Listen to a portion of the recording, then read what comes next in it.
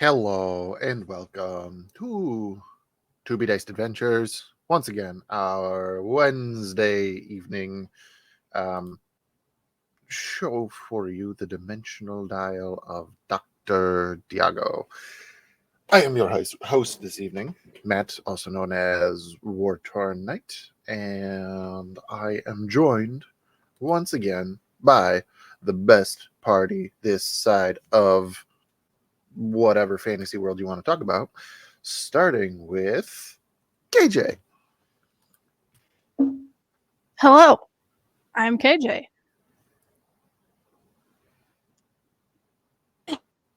You can I was about find to me. say, is that it? I was having my lung was attacking the rest of my body. How You can dare. find me on most social medias at kj.cosplay, and I play the party's child duo pair, Petrichor and Riley, the cleric paladin and rogue of the party. And I'm sure nothing can go wrong. No, nothing can ever go wrong. Moving on. Taylor. Hello, my name is Taylor, also known as Nerdy Pinup Girl on most social media platforms. Mainly active on the TikToks and the Instagram. If you like special effects, makeup, cosplay, D&D stuff, smashable monsters, y'all should totally give me a follow. I am today playing the wonderful and feral and chaotic Xanthe Nightingale, former alcoholic, sorceress of the party. And the girl's got problems, but she's trying. Don't we all? Keyword Don't we all? try. And our guest for this arc of our wonderful, wonderful story, the spooky boy himself, Oz.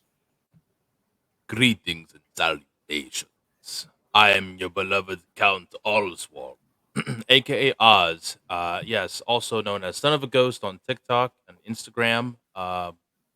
I play Soul Arkin, a astral elf, uh, artificer slash medium type of person. And he's kind of out of his depth right now, as now he's meeting the leader, I guess, quote unquote, of this realm. So it's a wild ride right now. Beautiful. That being said, let's move over to Sir Daddy Tarzan. Hi, it's me, Jessica. For those of you that understand that reference, thank you. Hi, Daddy Tarzan here, 82855 on all social media platforms. All right, welcome. I'm your boy playing Clucky McClockerson. Clucky fucking McClockerson. Get There it we right. go. The golden retriever boy of the party, essentially. Is As it were. is the proper spelling and pronunciation with or without the G for fucking? Depends on the What do you mean depends? depends on the accent. What So, does it say on his driver's license? he has totally no is. idea because he can't read it. All right, good answer. Clucky fucking McCluckerson. And Victor, your thoughts on the matter? Well, thank you for asking. I think I found myself thinking that when it comes to golden retrievers, the more the feathers, the better. So just hit the enemy till they don't move anymore. You got that right, Ollie. And now back to the weather. Yeah, and now back to the It's gonna weather. rain. But before the weather, hi. I am Victor. You can find me as Victor _ the Story Weaver on TikTok, where you can find all the various personalities that I have brought to life by having an untamable imagination and not many places to put it. So that's what you can find over there. And I am playing Borrow, the Wandering Monk. Yeah, we're gonna die. Maybe. I That's just want such to a take a great second. note to end it on. I just want to take a second to appreciate the fact that it doesn't matter what I say, so long as I segue into Victor's introduction, it'll somehow come back around. It always works. It's a talent. It's a gift. You're welcome. We're It just is, in hoping that one of those times it ends up with Borrow Lord. That's all. It might. Maybe One next day. week. You'll just have to tune in to find out. But instead of talking about next week, how about we talk about last time on the Dimensional Dial of Dr. Diago? Our group of intrepid adventurers were set upon into the world on their way to Ebonfell Keep. They were given the prediction that they would not make it to the keep alive, as a force of law keepers and mage slayers were blocking their path. This force being can't remember the word. Former High General Aristina Shadewatcher did begin combat with these individuals by herself, with some help from the party from long range, as they were being instructed to flee. And it wasn't long into this combat that she was very much so winning that from the sky came the dwarven visage of Rumar Underrock, the minister of evocation in the city of Ebonfell. Knowing that they were probably out of their depth, they continued to flee, as were instructed, into the Undercity, the service tunnels for the undead labor force, a area known as the Spine, for it is the backbone of Ebonfell. And as they are traveling through these tunnels, making their way towards the keep, Petrichor gets a ominous message in their mind from the individual who's been plaguing this party. And among other threats, they let the information go that to take over a city such as Ebonfell, you don't need to conquer all of its people, just the right ones. As the undead hordes beneath the city, usually docile workforce under the instruction of the powerful necromancers within the city, began to flood the tunnels that they were in.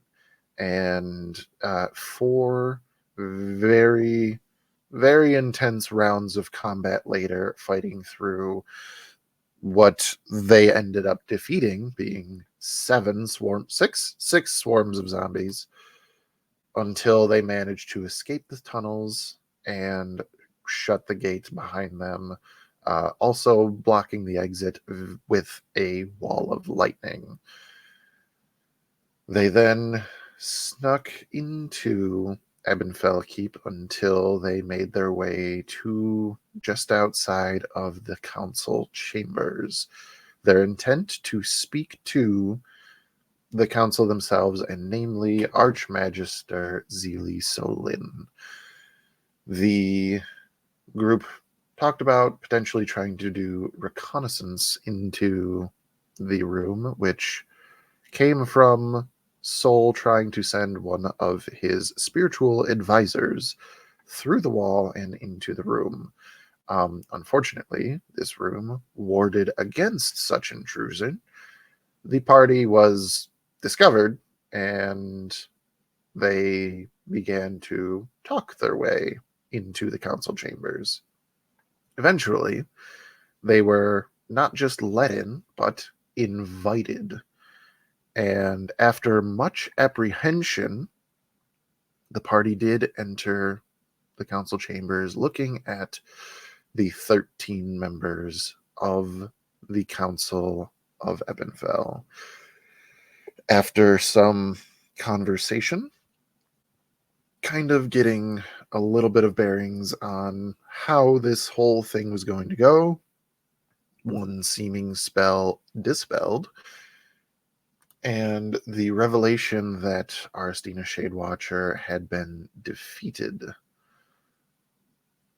Now comes the investigation as to who has been looking for these fabled artifacts of a sword and shield of the Nothromian Empire, the now combined phylactery of Zili Solin. This is usually the part where I ask a few questions and say that the answers are yet to be diced, but all of those questions and some form of answers are yet to come.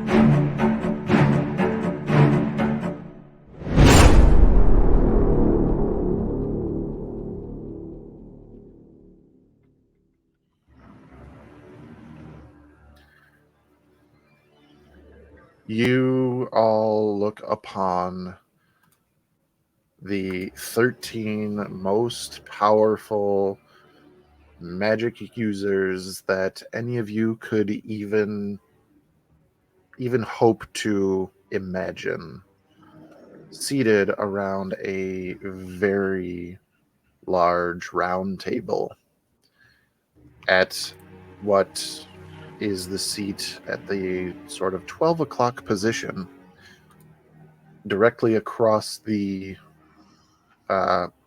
the now closed doorway that you all just walked through. The withered visage of what you know to be a lich, Archmagister Zeely Solin, addressing you all. Before we continue, I do believe some introductions are in order.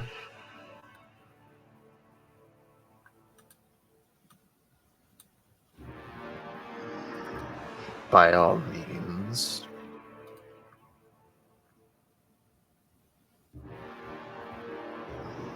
Well, you know who I am. I'm certain you've heard of me or seen my face recently. While we are aware of who you are and what you do within the city, some are still not aware of who you are as a person.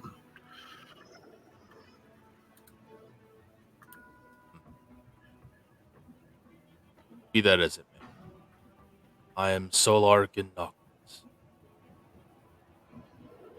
resident in this fair city for the past 300 years.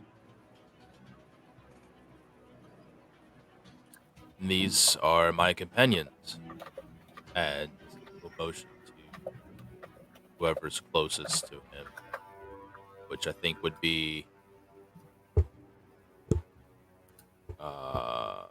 probably Clucky, I guess. Perfect place to start. Yep. Hi, I'm Clucky fucking McCluckerson. Nice to meet you. You're pretty fancy dressed for a dead guy. I don't know, but it's nice to meet you. Leader of said party here. I don't know what else to say. Hi. A deep gnome individual off to the side kind of nods in your direction, just says, I think you did fine. Thank you. Hi. And this here is our blind friend, Borrow. He just offers a nod since he already was introduced with his name. And the fair maiden before you. I'll let her introduce herself. Xanthi just stands there with her arms crossed. Yes. All right, I'll do the introductions from here on. Apparently they can't handle it. Blind one. That's that guy right there. That's the broken one. And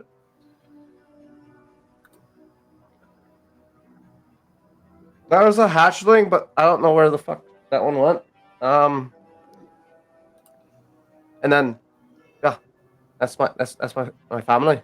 I'm not the broken one. You can call me Xanthi.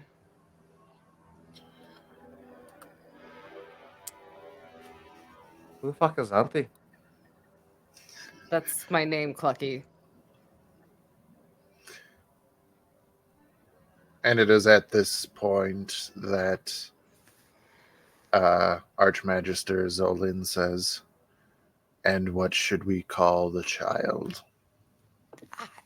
At this point, Petrichor steps out from behind Xanthi walks keeping it in protected. front of everybody, in front of the party.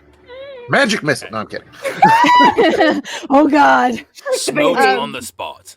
So keeping main eye contact with Draven pointedly after being in front of everyone will then look to our lich individual and just say, I'm more than one. I'm Petrichor, but Riley is here as well.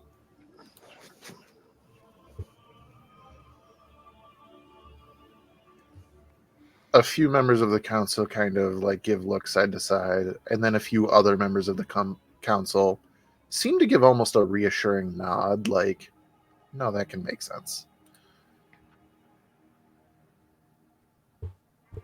Well,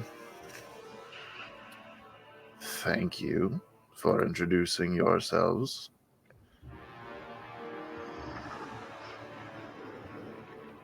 No problem. I am Archmagister Zeely Solin. Yep, not gonna remember that, but that's okay. And then he begins to introduce all of the other members around the table. KJ, are you ready? Give me 2 seconds. All right. I Hit me. will wait. Alrighty. I've been told that you have already met High Priest Odak of the Rookery. This is High General Zanguk, our Minister of Beautification, Draven Kuragari, the Minister of Evocation, Brumar Underrock, our Minister of Abjuration, Othra, the Minister of Conjuration, Trislana Moonshard, Wait. Hold on. Trish, Hold Lana, on. Moonshard. holding him, Okay. the Minister of Divination, Neki, How do you spell that? and Like EKI. naked. Yeah, Got it. naked. Our Minister of Illusion, Grentrin Leadstalker,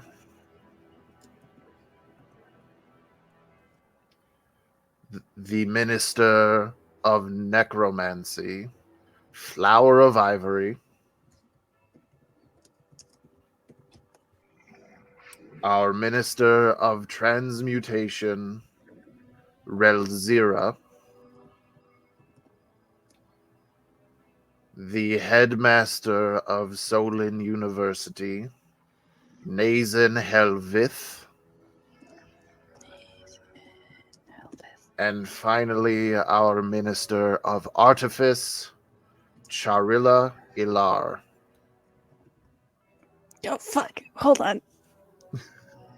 My keyboard is doing things. Charilla. Wait, say that again? The Minister of Artifice, Charilla Nilar. Okay. Which one is the orc with the axe and plate mail? That would be High General Zanguk. And the tabaxi dark robes with gold trim. That was the Minister of Necromancy, Flower of Ivory. The deep gnome. Cat romancy. The Deep Gnome was the Minister of Illusion, Grentrin Leadstalker. And the dwarf. That is Minister of Evocation, Brumar Underrock. Got it.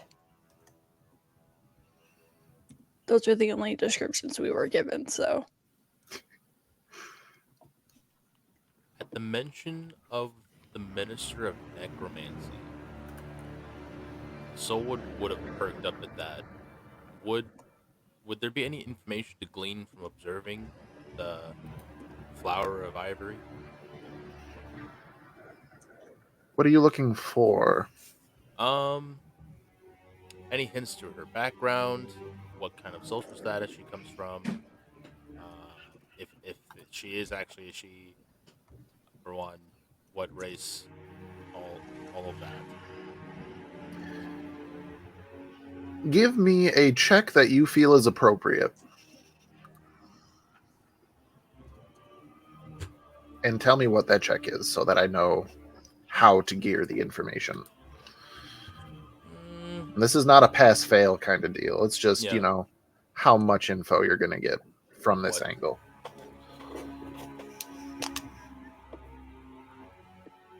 What would be like political check?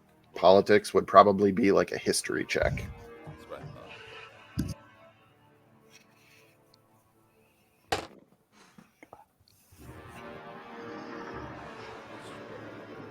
That is a 13. 13. Flower of Ivory, a femme presenting tabaxi individual, wearing a ornate black dress with gold trim, which, if I had to give you all a real world sort of vibe on this, very much so looks like an Egyptian goddess.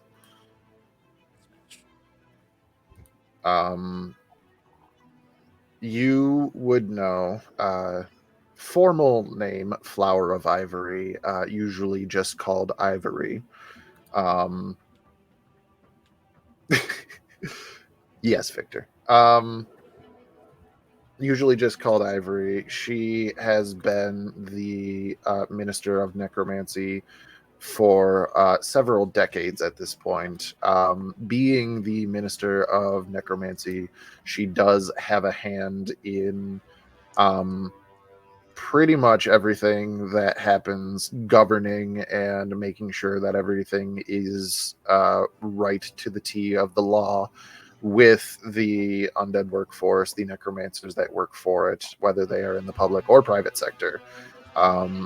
And also does have a rather large job of if somebody is being petitioned for some type of resurrection, it does not happen without her stamp of approval. Okay. Okay.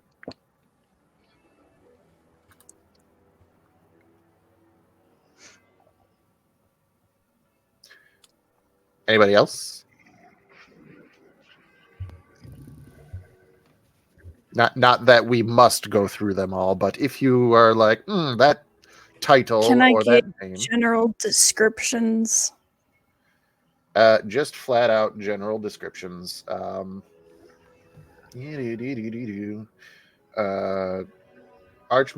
Zeely Solin is a masculine presenting, originally drow, definitely a lich now.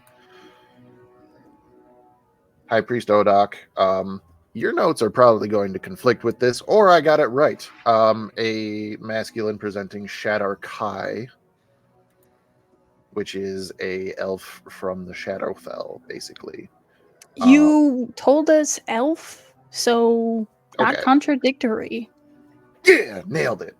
We already said High General Zanguk is a masculine orc.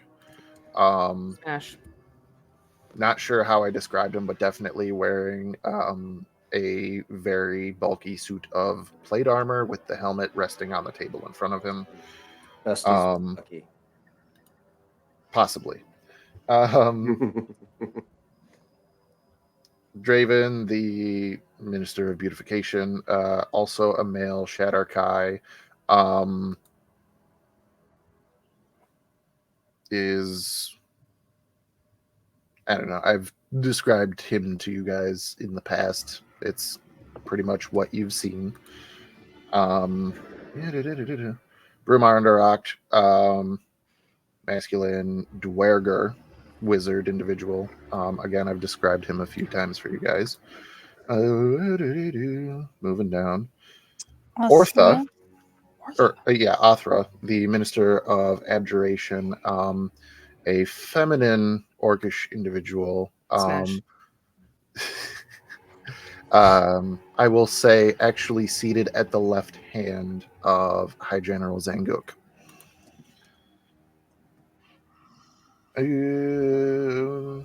Trislana Moonshard, a feminine drow individual with a large staff, definitely. Most of them, I had to speak to players, you're looking at some type of wizard. Just the vibe being a little different, all wearing different skins, basically. Neki, the Minister of Divination, a non-binary UNT individual. Grentrin Leadstalker, the male deep gnome illusionist. Flower of Ivory, we already talked about. Relzira, a gender fluid drow individual.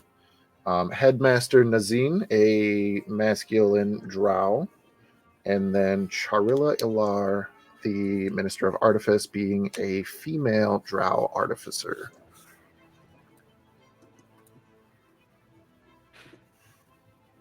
Smash. What are you saying the sin was? I'm sorry? What wasn't the sin was? The university guy? Helveth? Oh, Nazin drow. Helveth is a male drow. Hmm. Headmaster Nazin.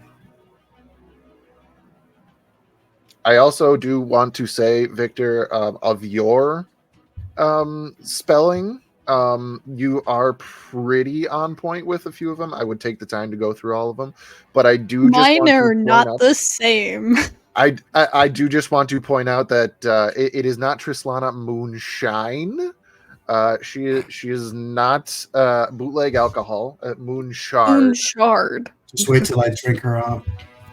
Don't be like that. All right, Cuerdo. Yeah, Cuerdo comes up Cuerdo. from time to time, okay? Smash. It's not, Ah, yes, Cuerdo, Minister of Bards. yeah, Indeed. Cuerdo is there, Bards. like thriller He just style. jumps on the just counter, someday just and then just leaves.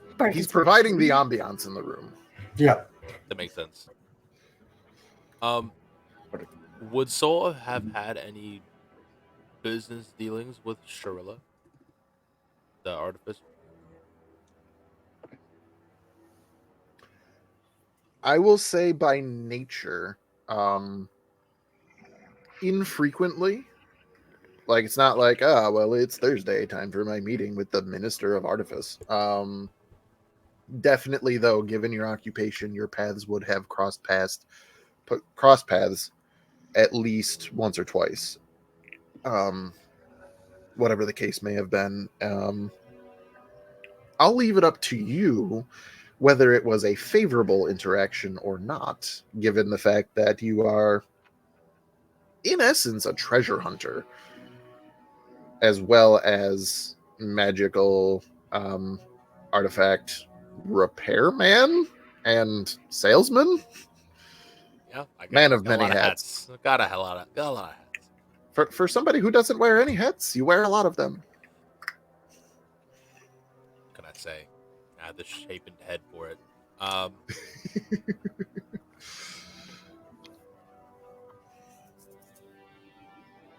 Is that all that is in the room? Just those 13? The only other people that you are aware of are the 2 guards standing outside. And then yourselves. And you also will note there are no other exits of this room. Is there any sense of magic in the air right now? You don't. If you cast Detect Magic right now, your senses would be overloaded.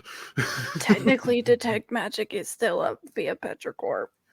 I I'm not going to actually say that your senses are overloaded, but the walls, door, floor, ceiling, table, chairs, and all 13 individuals and most of the attire and accessories that they are wearing are oozing with magical energy.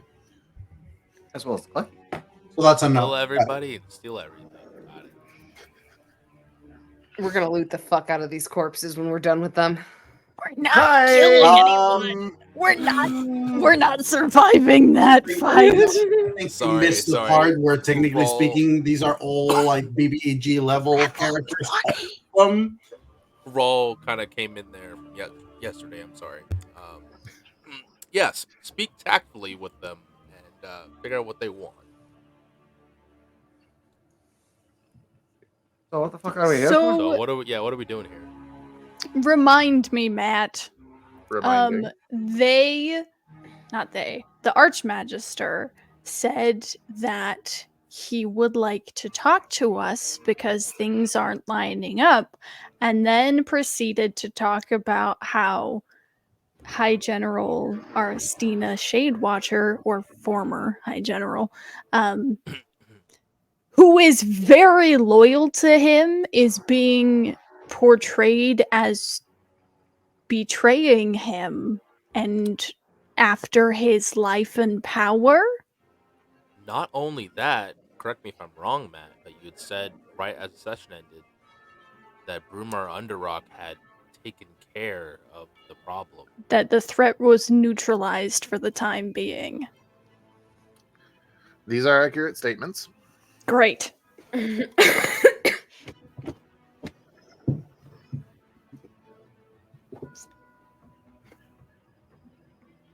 God, where to start? The baby is about to Let's drop start the at the mic. beginning. Smash. So, anyways, I started smashing some skulls when we first got here, and it was a great time. But No. Nope. Mm-mm. Zango nods in approval.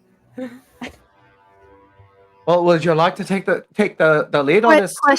Question. How tall is this table in regards to my height? You can see over it. You're a 10-year-old. But like, Put your how? boy pants Like, where is it on me? Because me being able to see over doesn't necessarily not mean it's here. I'm just Here-ish. imagining. And I only say this because elves in this particular dimension are taller, and the majority of the people on this council are elvish, so it's a little bit higher. So it's But like, if here this on is my me. desk, it's like this is me sitting, which could very well be the height of a 10-year-old. Cool. Petricor's eyes just sitting over the counter. Are just there like- any? What's happening over there? Are there any extra chairs? No. There is a Clucky behind. Great. Xanthi is not going to helpful. prepare the spell, the Orb of Invincibility, if they fucking try to pull anything on this fucking child. And then You can oh, they're good. certainly try. They don't look ridiculous having the table come to here, but everyone can see all of them. And doing their darndest to just look as collected and confident as they can. Will just say,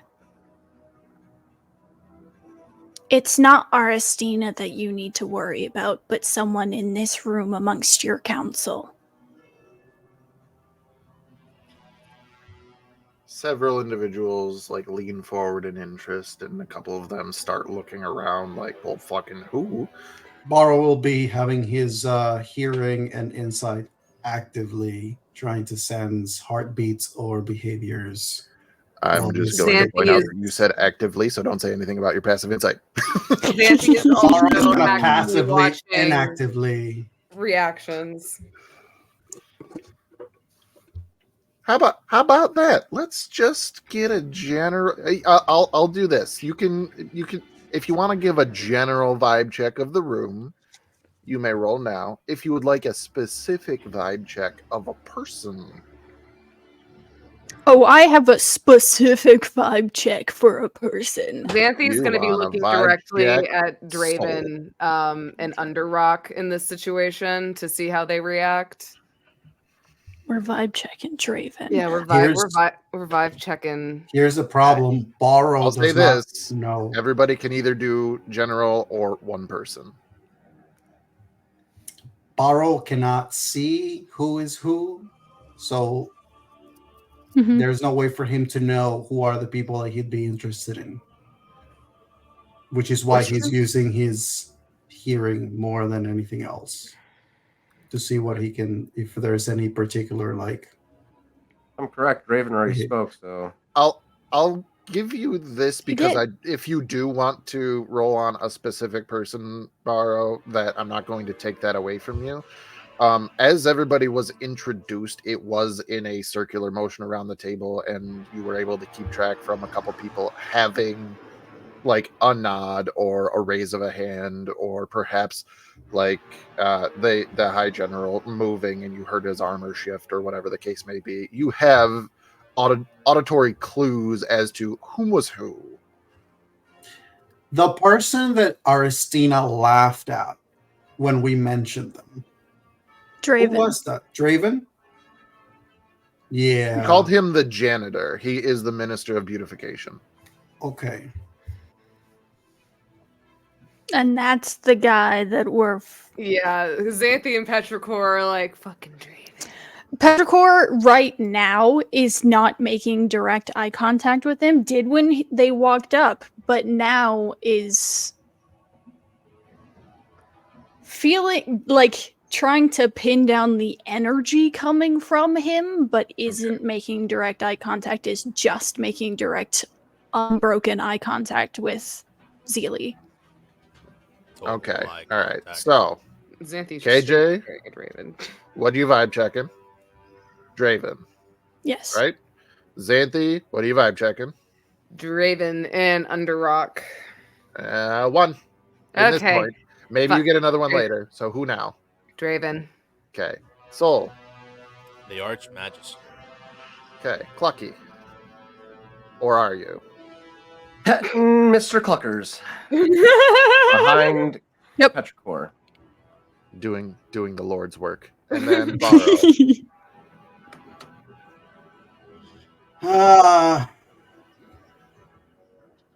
Yeah, I mean, I'll go with Draven for now.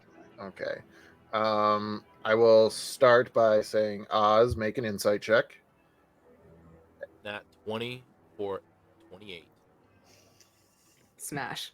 All Hell right. yeah. And then the other three on Draven, you may all roll now.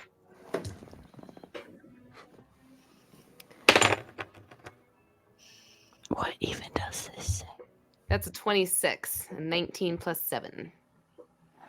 Plus 8, plus 7, plus 6, plus 5, plus 6. 4 plus 4 plus 4. 24. We insight. Why into can't I do content. simple math? And then 27. Jesus. Who's Okay. Petrichor took little guy again, right? Yes. Okay. Oh. Speaking of which, can I throw those dice on top? Guidance. Little guy. 27. okay, 27. Yes. It's not at 20, so there's that. Let me roll my Lucky d6. rolled 15 strokes on Mr. Cluckers. Love it. Load faster, damn it. No. Gib. Gib. Oh my god. Please load faster.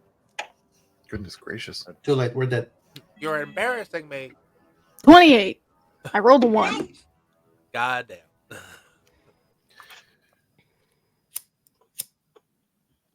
While okay, Soul. We'll start there. Getting a vibe check off of the Archmagister.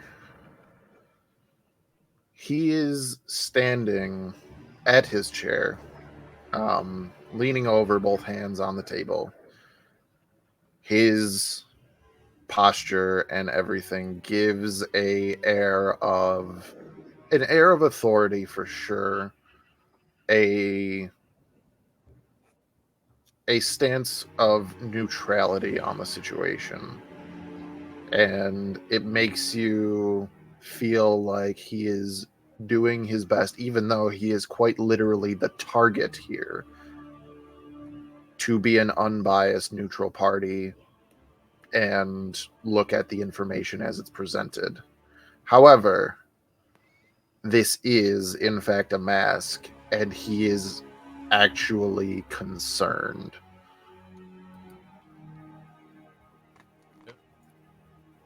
Those who have their eyes and other perceptions on Draven Kuragari, he is confused. He is looking around the table and then back at all of you.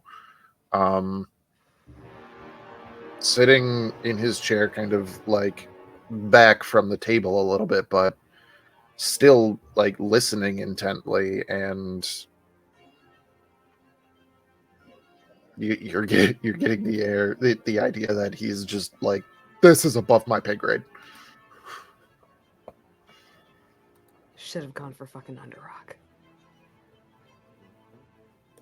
So, with that vibe check, the Archmagister, as I believe you are well aware, Aristina is a very old friend of mine, former comrade in arms, going back millennia. So, the prospect that at this point she would suddenly turn, for what point or purpose, is it is the least sensical thing that anybody could tell me at this point. That being said, since she already is in possession of the shield of Northromia, this would put her in a position to make me vulnerable. So I cannot dismiss this evidence just yet. And when that time comes, we will hear her side.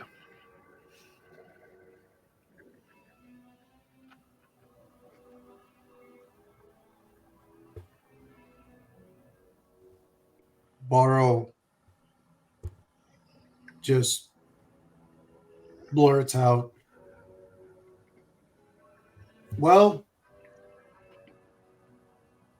I do not think that it should be complicated for people that wield magic to try to sort this out in a more direct way. In the time that I have traveled, I have learned of various spells which could be useful in times of delegation.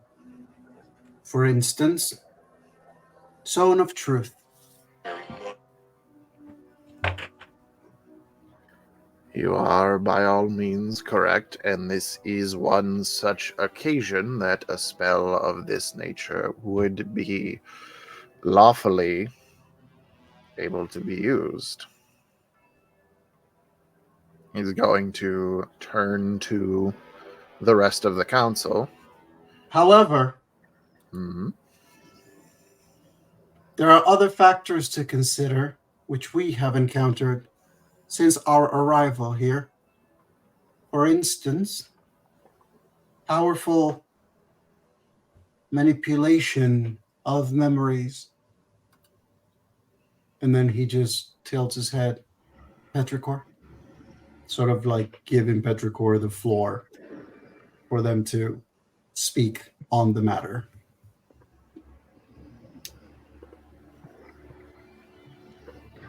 Talking about these kinds of things and this kind of magic, I know is taken with a lot of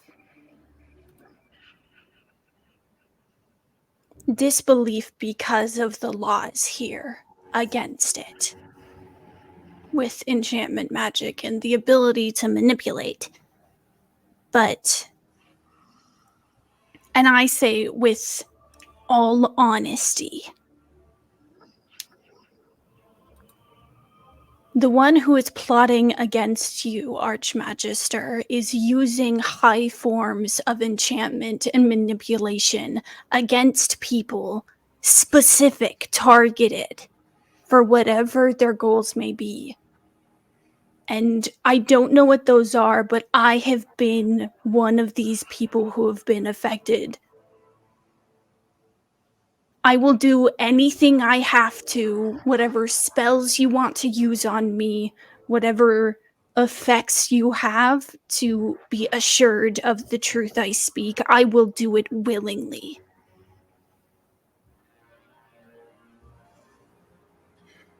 There is a sort of nodding approval from the room in general.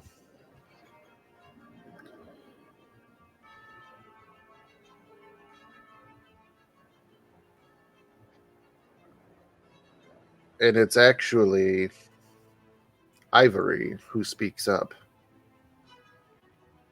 If what you say is true, then we are dealing with something very much so beyond any sort of scope than a normal coup. This has been going on for a long plot. Everything we've uncovered, this individual has been working on this plan for years. This is not a recent thing. This has been hidden underground for a long time and is only now surfacing. Whatever you are facing, it understands the power that this room has and those in it. So it cannot be addressed as a mere simple situation where one single spell could provide clarity. There's layers to this, more than we even know. We've just uncovered a few. Enough to ruffle feathers. And this individual is not happy. Othra speaks up now and says, even with many sort of blocks, be it mundane or magical, in place, we should be able, at least these individuals in this room, able to uncover whatever this is. And Ivory speaks up again in the direction of Othra and just says, we don't even know what a person of this level of enchantment could be capable of.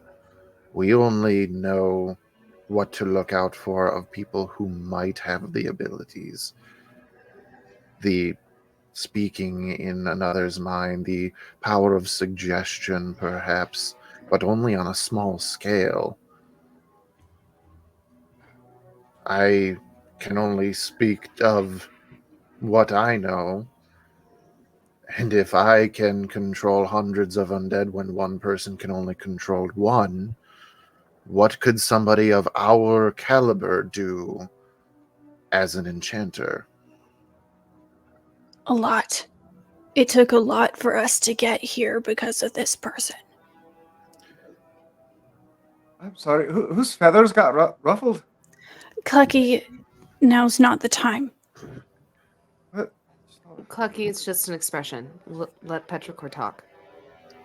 Zanguk leans forward and just says, this is impossible. Nobody could try to learn such magics in this city. It's not.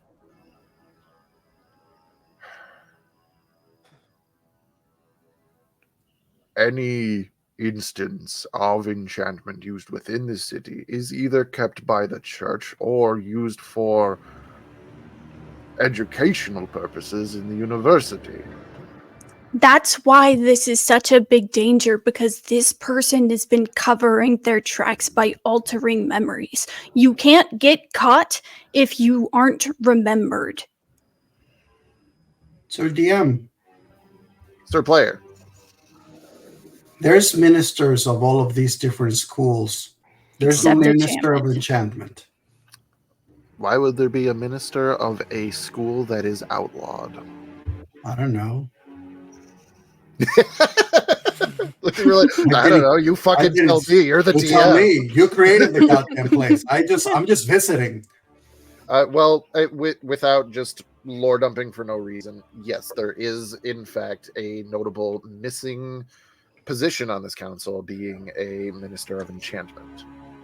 That being said, when it is mentioned that some of it may be taught at the university, Borrow's attention sort of just gently drifts a little toward the Nessin Helvith individual, the master of the Soul University. Just perception-wise. That is actually the Solin University. That's what I said, not my autocorrect. L-I-N. P-S-O-L-I-N, which happens to be the last name of Archmagister Zeely. That is not my university, I promise. I don't. Little do we know that this I actually shop went to that Sol Cornell, has- okay? This shop that Sol has is just, his like hobby. Surprise. I'm very curious if Petrichor used the same spell that they used on Goose on the whole entire council. I can only do it one at a time, and I do not have enough I spells. That's know, for I 13. know. But I'm wondering if we pick the right individual. Like, I'm wondering if Draven's just put on as a front and someone else is trying to throw him under the bus. And I'm wondering if Draven can't remember something. It's still it's a one-shot thing that we do. If we I do it. know. With all of this coming up and being said, High Priest Odak speaks up and says, if you are looking for an enchanter in the city of Ebonfell, the best chances that you actually have would be my priests and clerics, myself included. But this magic is kept so under wraps with so much legalese and red tape that even when we know we must use some of these enchantment magics, it is very difficult to actually get it approved through the church and through this council itself.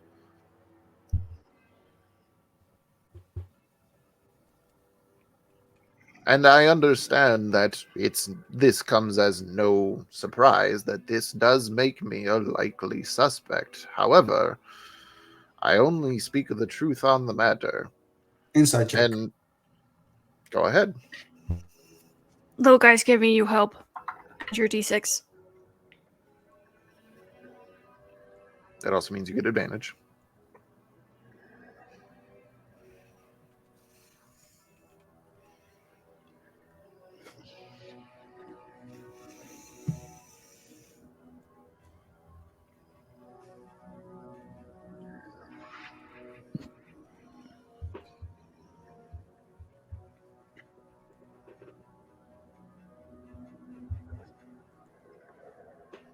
How much math 24. is going into this? 24. Beautiful. There is almost a pleading in his voice that he is offering up what he knows to try and get this sorted out. Even if that means that people are going to be suspicious of him, he's not going to withhold the knowledge that he has on the subject. And on that subject, Sharilla speaks up and says, well, I mean, to your point, I do believe that anybody who says a word in this chamber is going to get some level of suspicion. It's just the nature of this kind of, interaction, the idea of an informed, silent minority against an uninformed majority, there's going to be suspicion thrown around. I mean, so at some point, I'm pretty certain that we're all going to be a suspect.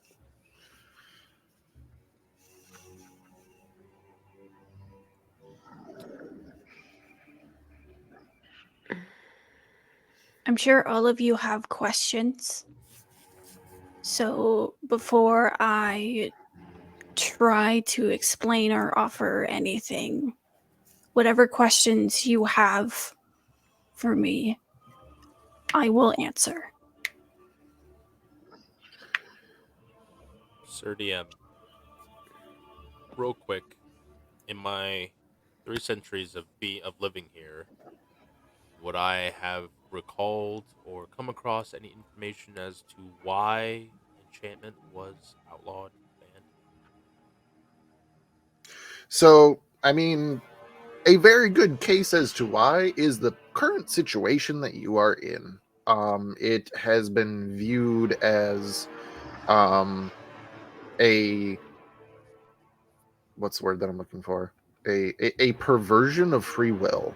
It is been reasoned within the government of Ebonfell that the practice of enchantment magic infringes upon the civil rights of an individual to a point that it becomes unlawful. So the practice of it in any case has been outlawed to protect everyone. I mean, when this, just to kind of name a few notable enchantment spells, hold person, fucking suggestion, mass suggestion, dominate person. I mean, modify memory. These are all things that, if in the wrong hands, could be more than detrimental. They could cripple anything. If the Archmagister of this city were to fall under a dominate spell, imagine what somebody could do.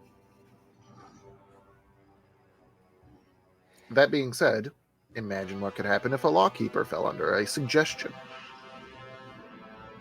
Much smaller scale, but still just as terrifying.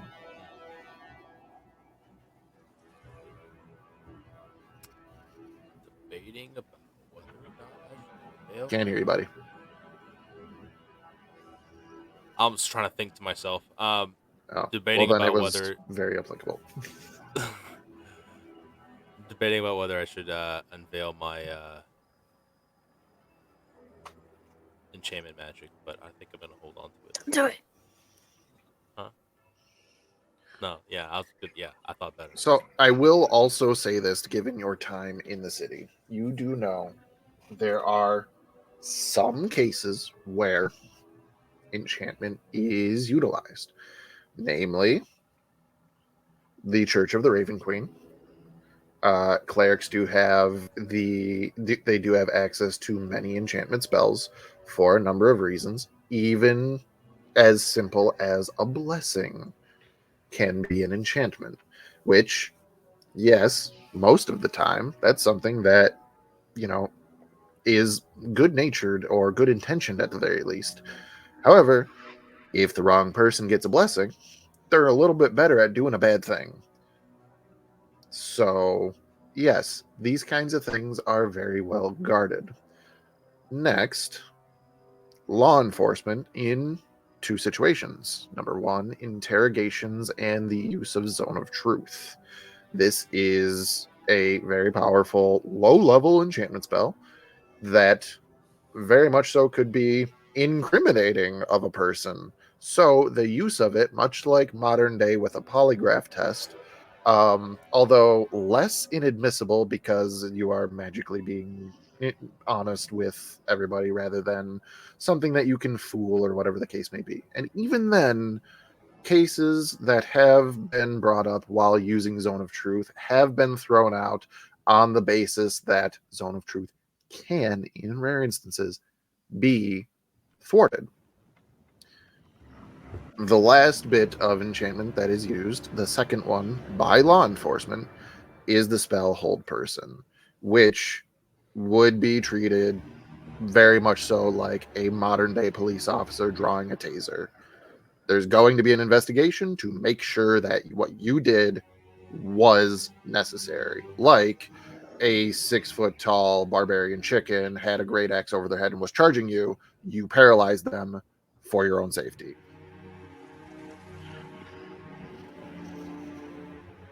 I would resist such strange magics. It's a wisdom save, buddy. It's a wisdom save, homie. My Oops. strength knows no bounds. Yeah, but your mind Your does. wisdom does. He's just gonna flex out of Hold Person. I'm gonna flex it, bust out of here. I'm gonna break. You gotta these flex that cuffs. brain muscle. Anyhoomst. So, yes, you do know there are instances where it is used in the city, which is probably why there is still education on it. There is still the knowledge to be like you can gain some knowledge, but it is heavily monitored. You can't just walk into a library and take out a book of enchantment. You can't go to a general store and pick up a scroll of an enchantment spell, a scroll of bless. That's your Jerry the Goose. Who is very forthcoming with the fact that he's a criminal because he's never been convicted. It's true. Xanthi knows. Um, Xanthi always fucking knows.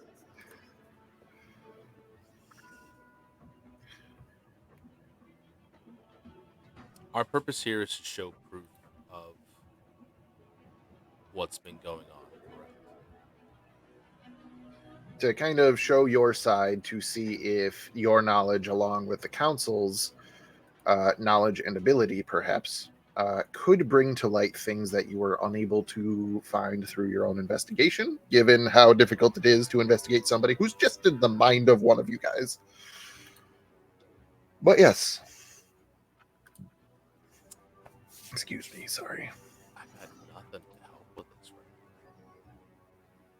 Thinking to yourself now. again? I got nothing to help with this right now. I'm just trying to think. Okay. This is a very difficult thing to navigate considering hold the on. situation. Yes, a social encounter. So Do we have to talk to people? Petrichor had said, I will answer any questions that you have. And then at the end adds, and if any of you have the ability to peer into one's mind, into one's memories, to see firsthand, I submit myself for that as well, if that is what is needed in this case. Xanthi is immediately seeking out who would volunteer for that because she don't trust him. There are no volunteers. Damn it. However, there is a sort of a nod of knowing approval, like that's the right thing to say. Like if you're trying to, in such magical company, prove your own innocence or help in any way, literally, I volunteer what's in my head. And almost everybody sort of turns towards the Archmagister, and he kind of nods, stands up straight. It appears that there have been several motions of spellcasting to enhance this investigation. Therefore, as the Council of Ebonfell, and he looks around to everybody, one at a time, all in favor for the usage of Zone of Truth in the investigation of the attempted coup of the city of Ebonfell. And unanimously, everybody raises their hands. Second motion for the use of divination magic to supplement the interrogation. And another unanimous vote. Very well. High Priest Odak, do you object to using your abilities to bring truth to this investigation? And the High Priest stands, nods, and says, if it will help our great city, I will do what I must. Zeely then turns to the other side of the table and says, Minister Neki, do you object to using your talents of divination to aid in this investigation? They also stand, nod, and say, for the good of the city, I shall do as you ask. Insight. Go ahead. I'm gonna insight High Priest Odak. I would like to do so as well. Okay. Baro, are you inciting Neki? Yes. Okay, so then we got 2 insights for High Priest Odak, 1 for Neki. Anybody Odak- else? Odak was the person that I incited before, correct? No, you incited Or that Draven. was Ness. No. The one that I rolled the insight when he was talking about like. Oh yes, correct. Yeah. Okay. Yeah. So I'm doing Neki this time, Okay. and with Gidons. It is a No. 23 for insight for moi.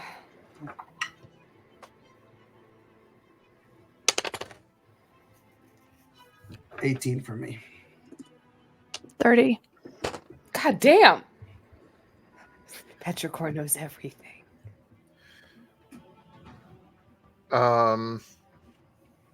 Those who are inciting High Priest Odak, much to what Baro has been able to glean, he appears earnest, and you kind of get the sense that he doesn't like doing this. The idea of forcing somebody to tell the truth. It is a very sensitive issue. Sometimes, the truth can be helpful in one way, but hurtful in another. So you get that this is not something that he takes lightly. So him saying that he would volunteer to cast a spell for this council in this moment is kind of a big thing for him. Baro inciting Neki, a individual who seems very reserved, very sort of standoffish of the entire conversation. And while you're not getting any like ill intent, there's sort of like you get the feeling that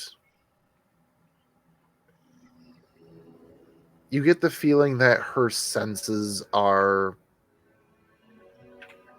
how should I put this? She's not focused on anybody in particular in this room. She's focused on everybody.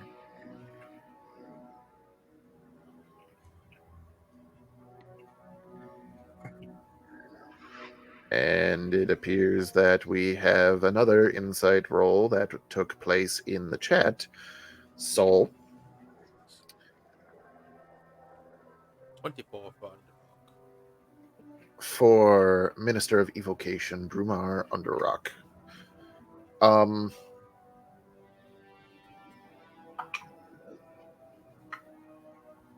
Okay.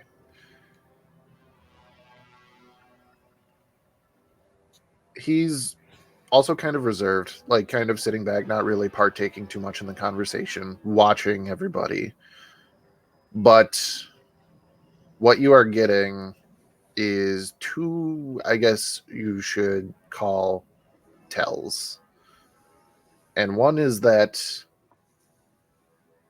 he's basically, if this goes on any longer and he gets any more stressed about the situation, he's going to gouge into his own finger with his thumbnail. And the other one is that his left leg has not stopped tapping for this entire meeting.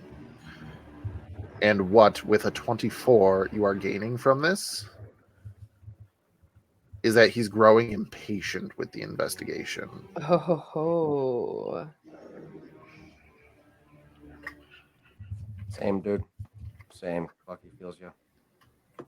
So they have already taken the vote for the zone of truth and for the divination. And it was unanimous on both counts. Soul's gonna walk up to Minister Underrock, circle around the table. How far does he have to go? Where is he seated? He is seated at the right hand of Zeely, so pretty Never much mind. at the 11 o'clock. Yeah, never mind. Not gonna do that. Who's sitting right in front, or is it like a horseshoe? It's kind of like a horseshoe kind of scenario. Like, it's a circle table, but like, whereas you guys are standing sort of at the end, like the 6 o'clock position, there's a person kind of on either side of you. Okay. They kind of have to look over their shoulder at you, but yeah. Lucky rolled a 16 in a stroke, Mr. Fuckers. Soul's going to unsheath his rifle and then put it down behind him on the ground and kind of approach slowly, arms open, palms outward. Something wrong, Minister Underrock? Xanthi now has a death gaze on Underrock. And everybody else doesn't have a death gaze, but they all look in his direction. He kind of like looks up at you and his eyes narrow. You seem kind of impatient for these proceedings to be over with. Something more important you have to attend to than the safety of this city? I'm wondering what all the showboating's about when we're already investigating the true criminals here, being yourself, Mr. Noctis. Myself, under what charges? Murder of law enforcement. You and your group. Your guests, I believe, as you put it. Yes. And you say that we did this. What proof do you have? He's going to kind of smirk. And he is going to turn and just say, Minister Ivory. And she kind of nods, almost like she doesn't want to say it. And then just says, We debriefed the murdered guards in question.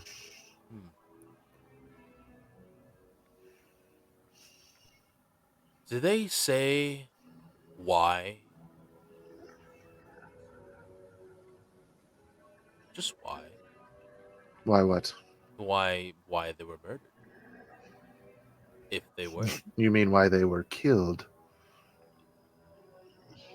You said By they a were very murdered. striking individual, two striking individuals, one appearing to have that of the mythical creature of dragons, and another one appearing to be a humanoid version of a bird, but not a Kenku.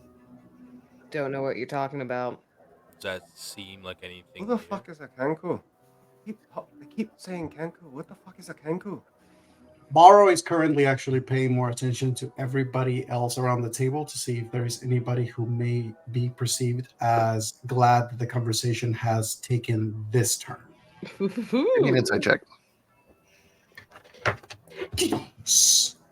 Advantage on a d6.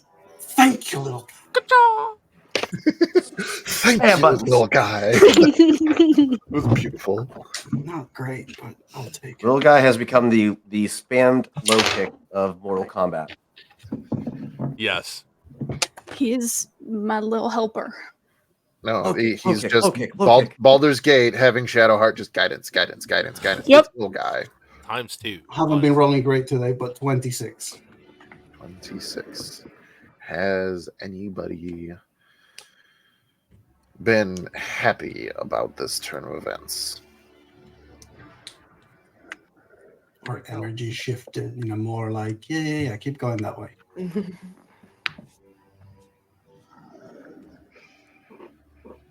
This whole thing is so nerve-wracking. I have an answer for you, but I don't think that it's the answer that you want in regards to how you are phrasing the question, because the answer would be Minister Under Rock. And it's not like he's happy, like, ooh, it's off of me. It's he 100% believes you guys are the reason that this is all happening. And now that somebody has addressed him and given him the chance to say, it's these fuckers, he's happy. Yeah.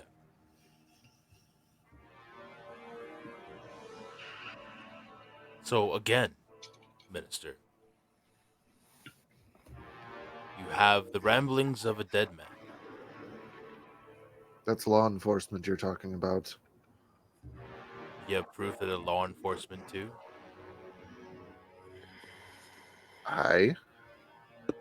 And as part of their benefits of being servants of the realm, their resurrection will be paid for by the city.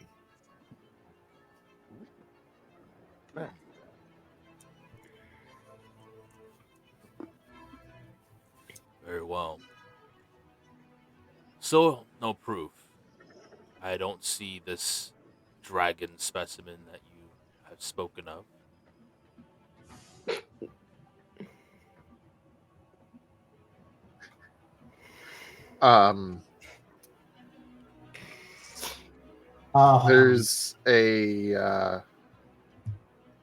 There's a few people who kind of just like, as you say that, like, I don't see this dragon specimen that you speak of, just kind of like side eye Xanthi.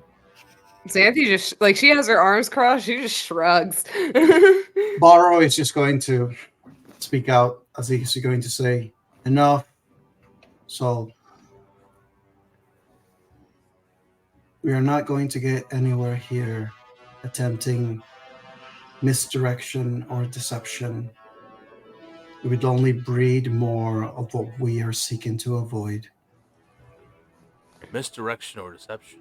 You are mistaken. I seek the truth here, and they claim to have it.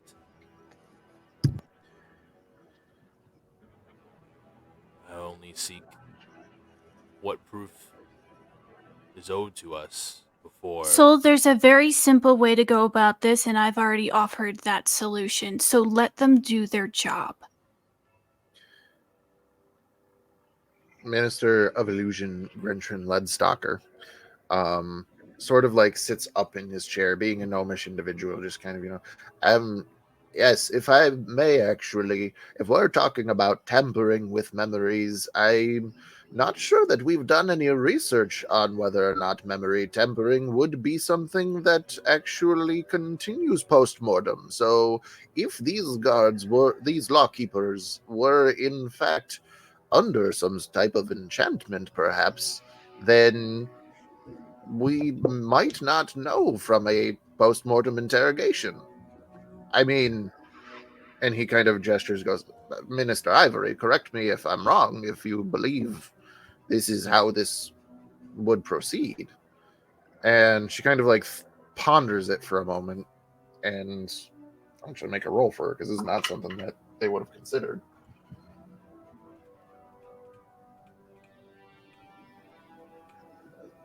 It's hard to say whether or not without knowing more about enchantment, and in particular these spells that have to do with memory, whether or not they would persist with the physical mind or the mind attached to the soul. It's not something that we've had to encounter before, and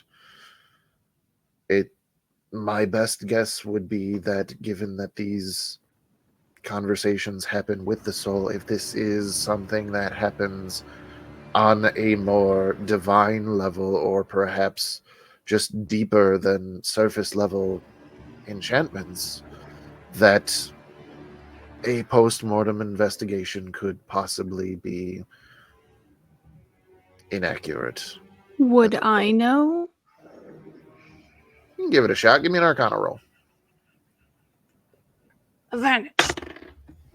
Guidance. Jesus No more. Christ. Oh, yeah.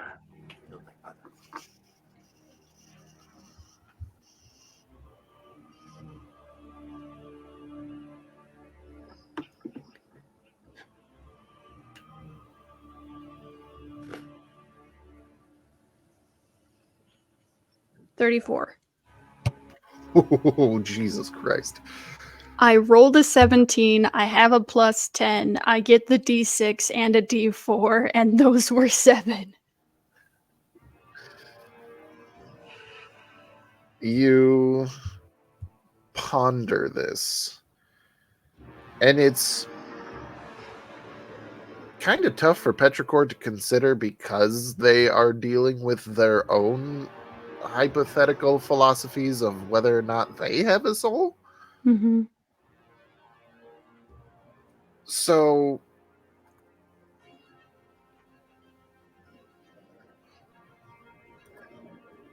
you kind of can see that this is something that can go either way. That perhaps like a simple enchantment, like a very low level suggestion, perhaps it wouldn't be the soul. Usually, in some cases of different types of enchantments being used, when the spell ceases, they remember, like they know, I didn't want to do that, whatever the case may be, or I didn't say that.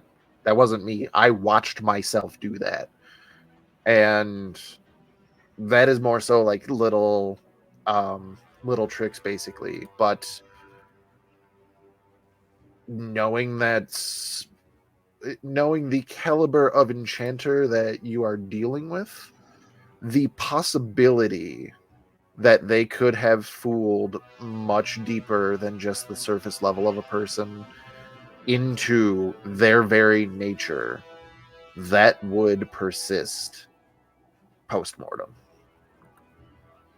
I think, given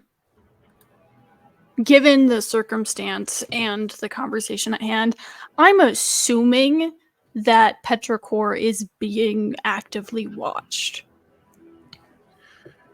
Not by one person in particular, but pretty much it As seems a like, general. yeah. So Yeah.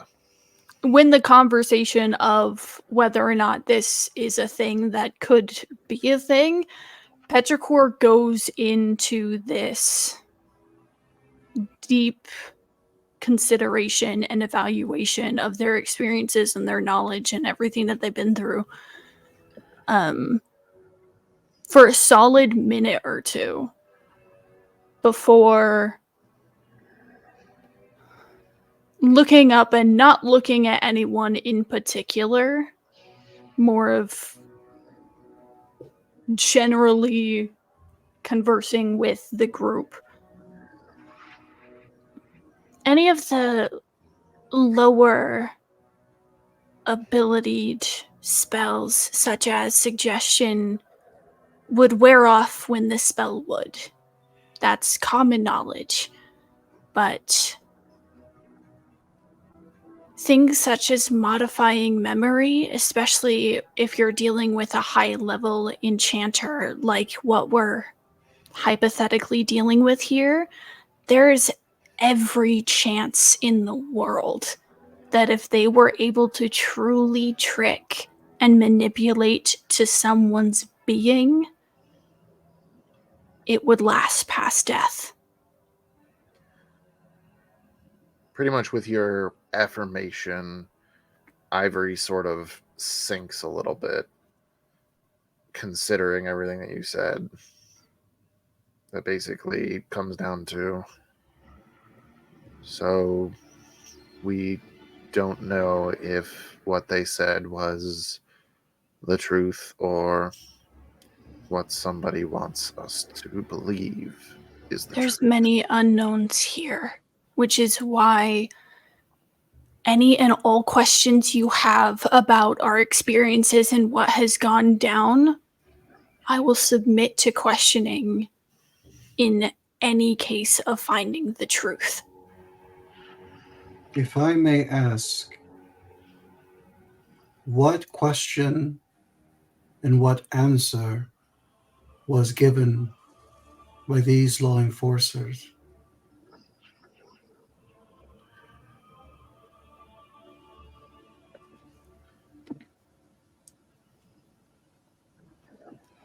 It is Brumar who, I will also say, knowing that everybody's monitoring everybody's status, hearing that this post-mortem interrogation could be, for lack of a better term, inadmissible, he's now very much so considering, like, oh fuck, if that was bullshit, I have no idea then. I thought this was the answer for sure, and now I'm being told that there's a very strong possibility it's not. So he sort of takes a moment after you ask this and pulls out a tome, as it were, or it's probably on the table, and he flips through a couple pages and looks through it, and he says, we asked all 6 of the lawkeepers the same 5 questions that we are allowed, and all of their stories corroborated. We asked what report they were working on, and it was investigating a known person of interest, Geraldo Guzman, at his place of business. We asked what prompted this investigation. And like as he's kind of reading this, he's like sort of like, this is starting to really not add up, knowing that it could be bullshit. There was a call that a undead laborer was behaving erratically in the area around his shop,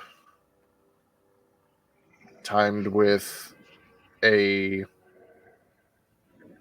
anonymous tip that Geraldo Guzman, better known as Jerry the Goose, was attempting to purchase illicit substances for the use of making controlled alchemical ingredients or alchemical formula.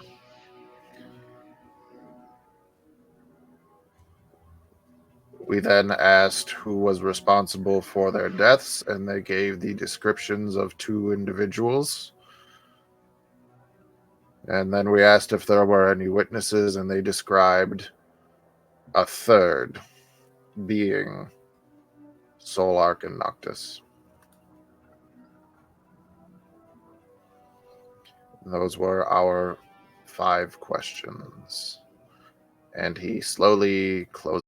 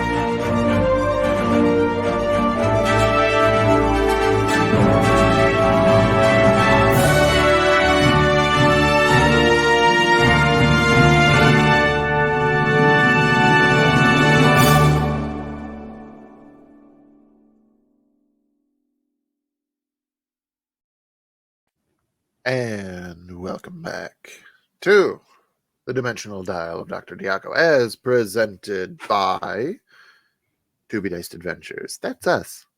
If you like what you're seeing, if you want to do the supporting thing for everything that we do here, as Tarzan fades into the void, you can find us on all the social medias and stuff and follow us. You can go back on our YouTube channel and go and watch all of the past episodes so you know exactly why they're in this current predicament. And beyond that, right here on this Twitch channel, you can find us several other nights of the week doing all kinds of TTRPG fuckery. Starting with tomorrow being Tales of Varden, our high fantasy pirate-esque themed campaign. We are going to be diving into that again. Tomorrow evening, roughly same time as this one. It's fine. After that, we are going to be circling back around to Tuesday, being the next day that we will be playing for Star Wars Edge of the Empire, as presented by His Majesty Lord Daddy Tarzan as the GM for that one. We're having a blast there. It is for real this time, the much anticipated Cloud Car Race. We are going to see exactly what that's going to happen. We're going to be doing some race things, doing some heist things at the same time. So it's like all of an Ocean's 11 movie and a Fast and the Furious movie at the same time. Anyway, and then we will be back here. Then we will be back here next week, Wednesday, for another iteration of the Dimensional Dial of Dr. Diago. But that is if our players survive the night. And speaking of which, let's get back into it. Hey.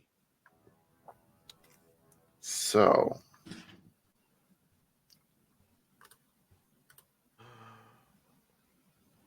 with the revelation that what you would know as players as a Speak with Dead spell being potentially inaccurate for the investigation at hand, both Brumar Underrock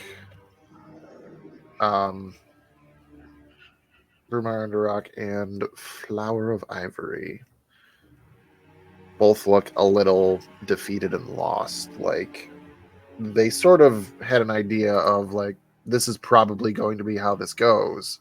But, alas, it appears that what they were working on is not as ironclad as they thought. So,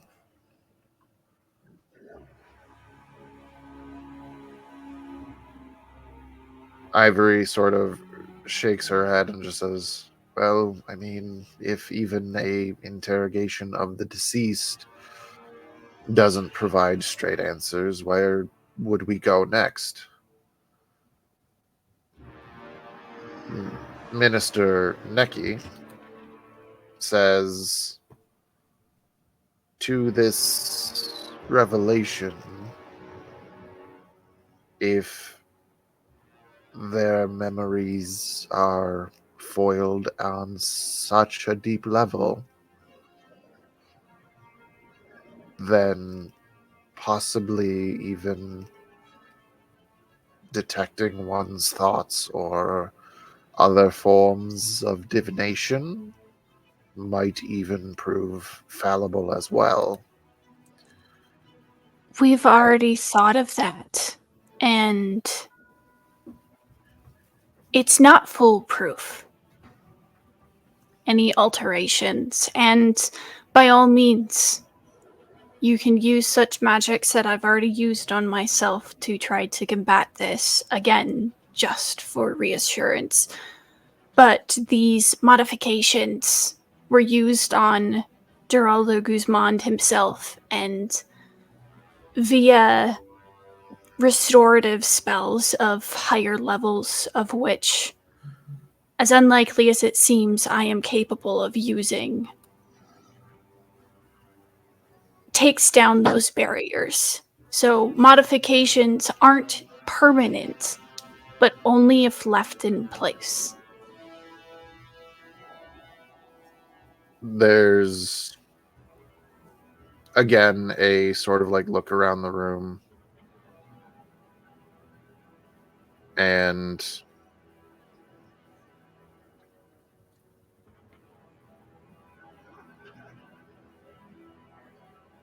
Draven would speak up and say, "So what you are believing is that perhaps if somebody in this room is under the effect of a spell that modifies one's memory, you could reverse such a spell.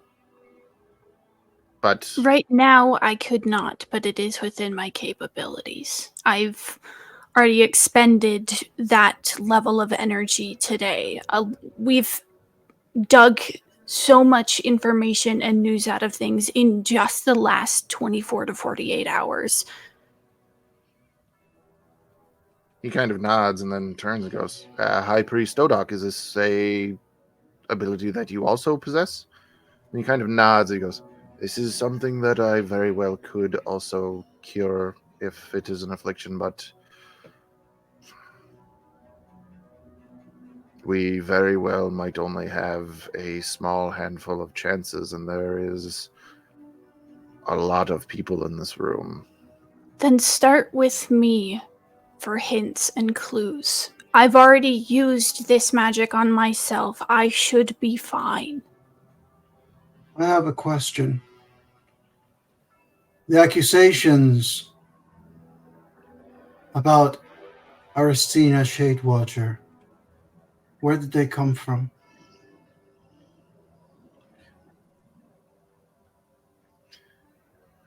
Athra speaks up and says, there was, looking over at Brumar, an anonymous tip saying that perhaps she would be inclined to making a political move in her unlife. And who, and by which means, was this anonymous tip delivered? She actually looks back in her notes, like in reports and things like that, and she actually goes, here, scroll through a messenger. Scroll through messenger. And where is this scroll? She holds, not directly to borrow, but yes, she holds it out for, like, as evidence, basically. Just the word of a nameless person. So- Somebody that fights honorably. Some people are more confident in anonymity for fear of retaliation. So I could presume, with the magics of those who are present, that scroll could be used to track who may have written.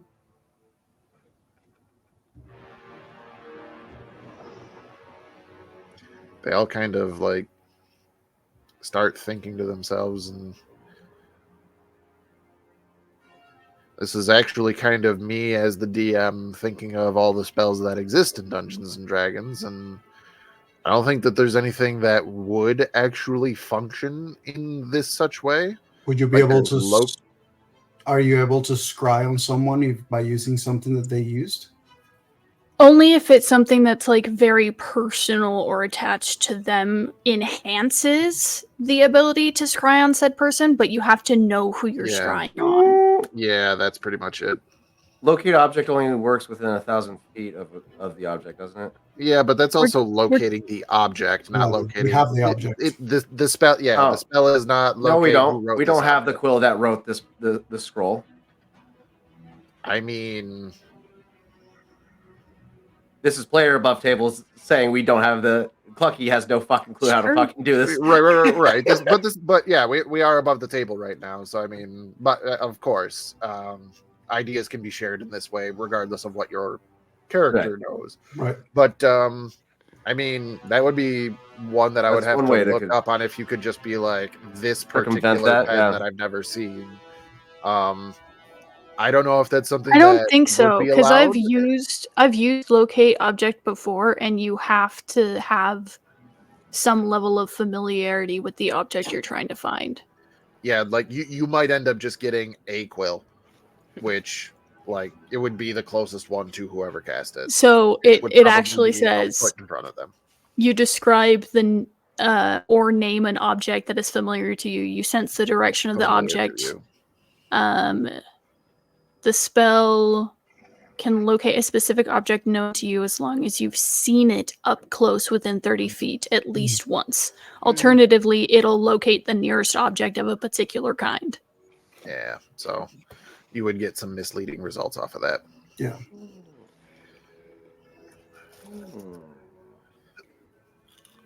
It appears as though there are various anonymous tips that have been involved in this case. It is Minister Grentrin that speaks up again. Yes, and it would behoove us to believe that these are not just coincidence, but perhaps plots of whoever the culprit actually is to further their own agendas of framing people or leading people on a chase for a red herring, as it were. In any case, I do not believe that whoever wrote the note would be the person who is behind it. They would have used someone else, manipulated them, and have them send the note to cover their tracks. If this is the case, then from this most recent anonymous tip that we are speaking of, I do believe that a formal apology is in order for former High General Shadewatcher. And Brumar just nods and goes, in a few days, of course, face to face. Petrichor will look to High Priest Odok and ask, how many times do you think you could perform these restorative magics? KJ, what level spell is that? I think it's a level 5. You're a level 5. Yeah, it's level 5 because I'm out of level 5 spell slots. Which is why I can't cast it.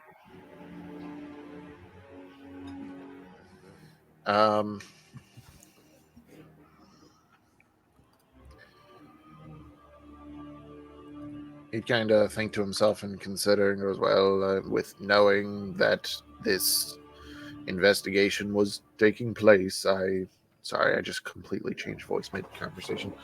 Knowing that this conversation was taking place for this investigation, I haven't exhausted myself 6 or perhaps 7 times, depending on how much I would strain myself. 6 or 7? They're level 20, homie. It's horrifying. Yep. But even still, just doing like a rough count in the room, that's still less than 50% chance that we actually gain some level of insight without knowing who is afflicted. We don't need to, at least to start. If I might suggest, just to appease the mind of all those here, if you have any doubt in the words I've spoken, you could cast these restorative magics at least once on me before any questioning happens or digging into my memories to assure that there is nothing affecting my mind. I believe that I know the answer, but just to be certain, whomst does have the highest passive insight of the group? That's a good question. Mine's a passive 18. 19. Mine's a 17, I believe. Oz, I know that you use a different type of character sheet. I don't know if it's on there, so it would be 10 plus whatever your bonus is to insight. Yeah, 17. 18. What was that, 18? Mm-hmm. Okay, So so, me. 18. Tarzan, what'd you get? What? 24. Wouldn't that be just the bee's knees if Clucky actually hit? Clucky, totally Emperor's Groove goes to us. I got it. Oh If yeah, we find this it's all person, coming together. we find Cusco. I could see. Morrow, Yeah. I can describe it this way for you. Of all of the heartbeats in this room, Mm-hmm. pointing out that some are a lot slower or faster than others by nature, and some are potentially non-existent.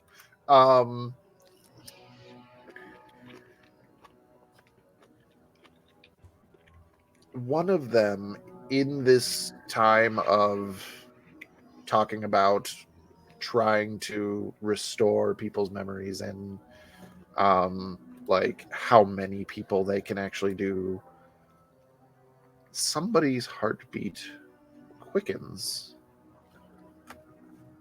just a bit.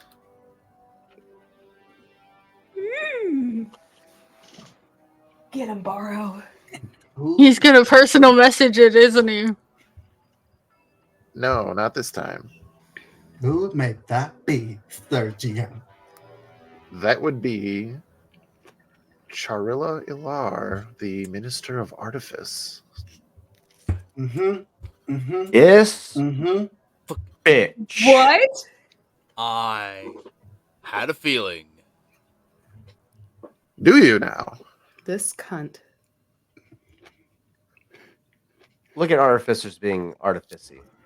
Mm-hmm. Mm-hmm. Mm-hmm. Mm-hmm. I'm gonna Artemis her up. That's what I'm gonna do. Sir DM, I am going Declare. to be using and taking advantage of certain thing which I did, which I mentioned, which I DM'd you recently about certain thing that Borrow did, as a way for him to attempt to reinforce this shift that he has perceived. As he is going to then move closer to the table center of it, his attention on Sharilla. As he goes, perhaps this could be of use during this investigation. And he's going to take a long, wrapped in clothing item, which very much looks like potentially a sword, and he's going to place it right on the table as he says, I believe this is the sword that belongs to you, Archmage. And while he's saying that, he's going to be all on Sharilla's grill, blindly, Daredevil speaking. Two things. Actually, I will just say this: roll an active insight check, and then also turn to your messages. And do I get advantage because of this? Yes, you do. Brilliance? You get it because of little guy. Yeah, I have little. I thought little guy was on your shoulder, Petrichor. He doesn't have to be on your shoulder to provide the help action. I forgot about that. Yep. Also, at this point, sidekicks are broken. yeah. Everybody. Also, at this point, little guy and I are bonded. We've imprinted on each other. You know. Absolutely. God, Borrow's such a freaking badass. Fucking better. Thank you.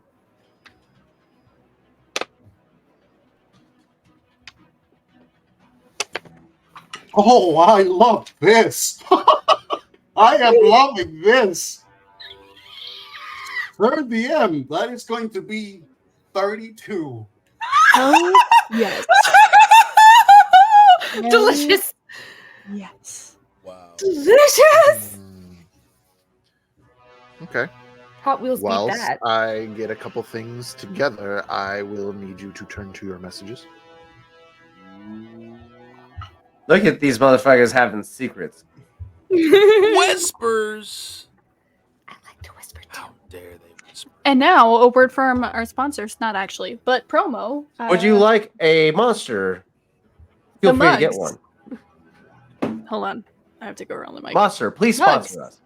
Made by none other than Sir Claybeard Studios, also the DM for Thursday would like to- campaigns. I would like to clarify this is not a sponsor.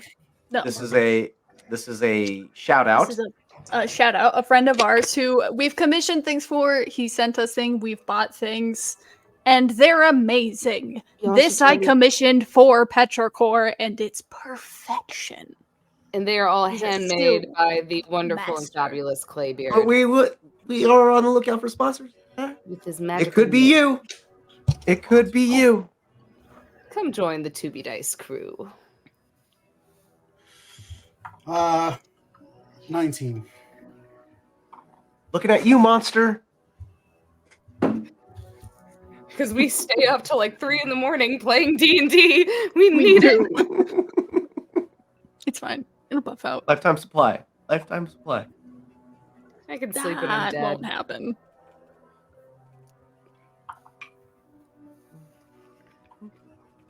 This is so freaking nerve-wracking. That's it. There's a lot I've of been nauseous Give since me a we've moment. started this session. I am Fuck almost you. out of emotional support snacks again. Bucky I is didn't have borderline anything to losing his begin with. fucking mind. He just wants. He's to hit doing something. so good, though. He's He doing great. is. And Mr. Cluckerson is doing great too. At this point, he's looking luscious with all the petting. I It's feel just like. I've been in the He's a spa all king. day. Well, I feel like Mr. Cluckers is like his therapy chicken. Yeah, Mr. Cluckerson at this Anytime point he is feels just the rage, just pet the chicken. He's that cat that when you turn into a villain, you're just stroking as you turn around in the chair. God. Clucky the becomes the chicken. BBEG and he's just like stroking Mr. Cluckers in his arm. But before I kill you, I'm Mr. Clucky fucking Bond, McCluckerson. That was a The terrible Kitters accent. has arrived. Hey, Tater. Here, say hi. Hater! Hello, little baby. Tater I couldn't looked at my care kitty less. cat, but she would try to eat my cheese. Live on I have Dimensional cheese. Dice. Ugh. Another potential sponsor, Fantasy Flight Games. If you would like to, get your content back out there, I would highly, strongly suggest you sponsor us. Given that we run one of your platforms, Star Wars: Edge of the Empire, on Tuesdays at 8:30 It's Mountain true. Standard Time. So, Fantasy Flight Games, if you're out there watching in the ether, sponsor us. Manifestation. It will happen. Manifesting. do it. Otherwise, roll for initiative. I have a feeling we're about to start rolling disadvantage. for initiative with what the fuck is No, going on here. There's I a we know, lot. aren't. right? There's a lot of No, typing we're going not. on, and it is making me No, nervous. we're not. If I can help it, we won't. Oh, the god has spoken. You present the blade.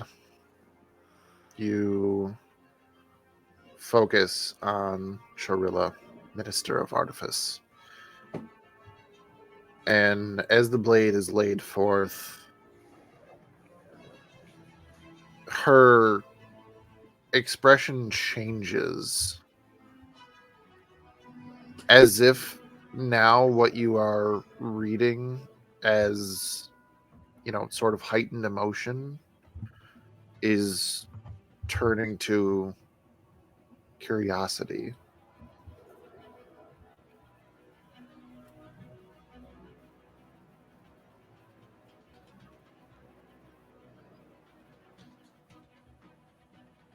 Well,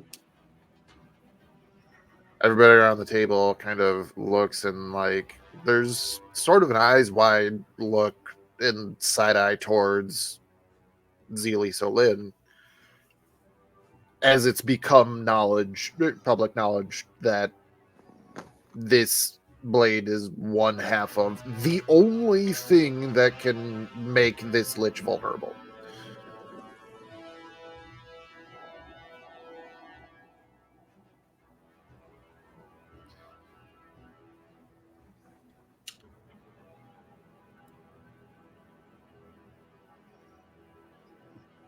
The artifice, the Minister of Artifice is on a corner, right?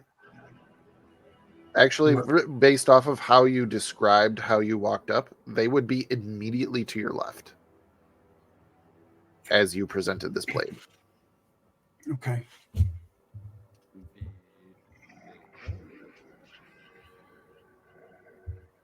Borrow is going to say,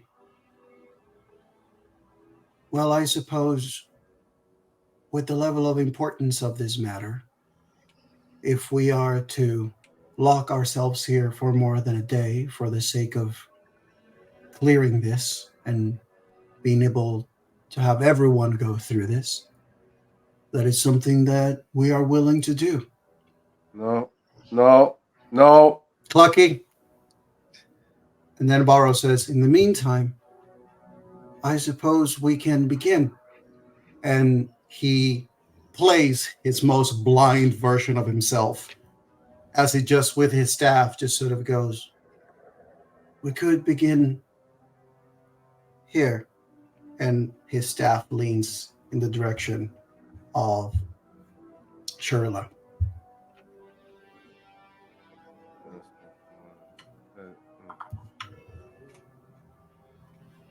She kind of like was, listening, but mostly looking at trying to gather whatever details she can from a blade that is wrapped up in cloth. And then just kind of like, what, me? I mean, I mean, if you want to, but like,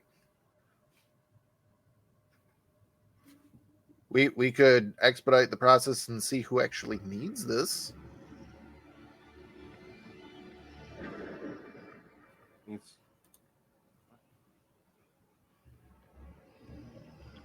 I do not see the issue with us staying here long enough for those who are using the spell to be able to rest and reuse it again. Unless you Well, think that's there is something more concerning and pressing than this matter. The concerning part would be the fact that while we're in here, we don't really know what's happening outside. And if this enchanter is as powerful as we're thinking that they are, we should be quick about things. So if we need to figure out who actually needs this restorative magic, why don't we just identify the problem? Can I insight check them right now as they're saying this? As she finishes saying this, Petrichor just pipes up and says, as far as we're aware and concerned, this person is in this room, not outside. That's a natural 20 for a 27. Everybody golf clap.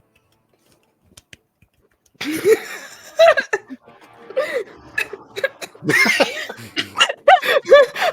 sorry. Like, where the fuck did that come Broke from? Taylor. Broke Taylor. Everybody The golf Hater clap. golf clap made me so Well done, Sam. Well done. very good. Bravo. Because Xanthi knows when people are looking nervous, and this individual does not want this happening, it seems. With a natural 20. Tell me, Daddy, what's up? Easy. Give me the goods. She, contrary to what you just stated, has absolutely no indication that she doesn't want this to happen, and has every indication that she believes she could tell everybody who needs this spell, who needs these magics. To which Borrow would have responded when it's like, why don't we expedite whatever she said about like who needs it? Borrow would have said, do you have any suggestions? Yeah, I just flat out said it. We identify the problem. And then she like elbows on the table and like points forward at Neki and just says, come on, it's divination 101. And Neki then kind of just goes, oh my god, you're right. We can Would you like to share with the group? Churilla turns over and just goes, I have to use it all the time. Normally it just tells you what a magic item does, but you can use it on a person. Mm-hmm. And it tells you, like, if there is magic affecting them. Flat out. That clicks in Petrichor's head, and there's this look of, oh, you're right. Once more, Borrow is. Hitting the room. Every time that there's like a moment of, room. Every time. Wow. What's going on? on? Advantage D6. What am I? Wait, I didn't hear what Matt said. Hit Just- the fucking room.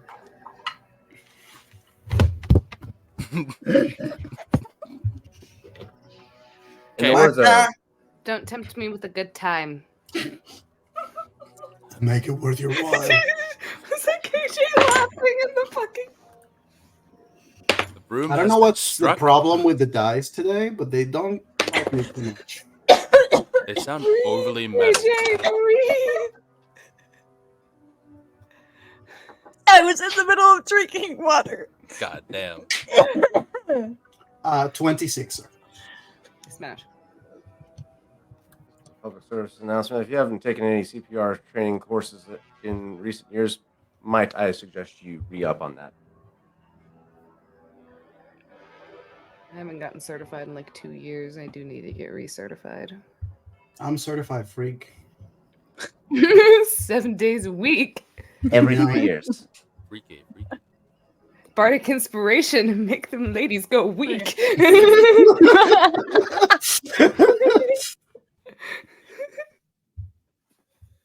Surprise, Victor, you haven't done a rendition of that.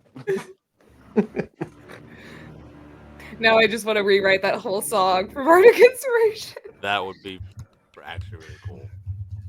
Only if Querdo sings it though. Shit. It better happen if you write it. Right. You shush. We're talking about history here. There's lore.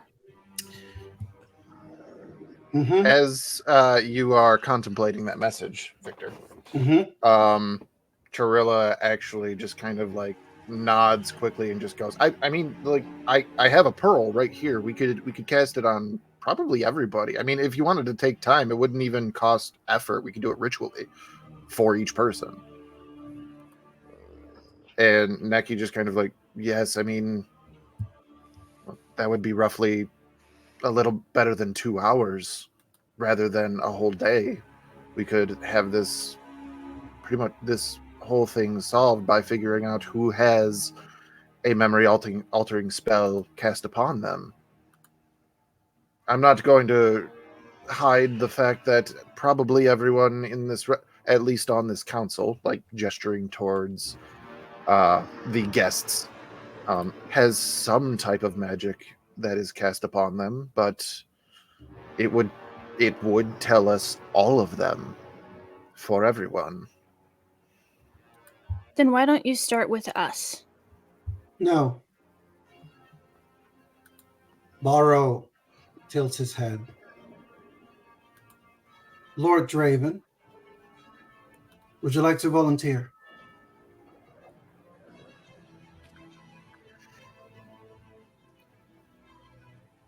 There is a apprehension, like looking around and just, you wish to start with me. Why not? A moment ago, you wished to start with Minister Sharilla. A moment ago, this opportunity was not presented unless you have a more direct suggestion. Though it seems your comrades here have quite a great magical solution. Or if you have something to hide. Why would I have anything to hide? I don't know. There's Would my you? Ancestors, if we don't speed this conversation up, I'm gonna lose my fucking mind. Clucky, just play with your chicken, okay? Don't pause. We are talking in circles. Let's get this show on the road.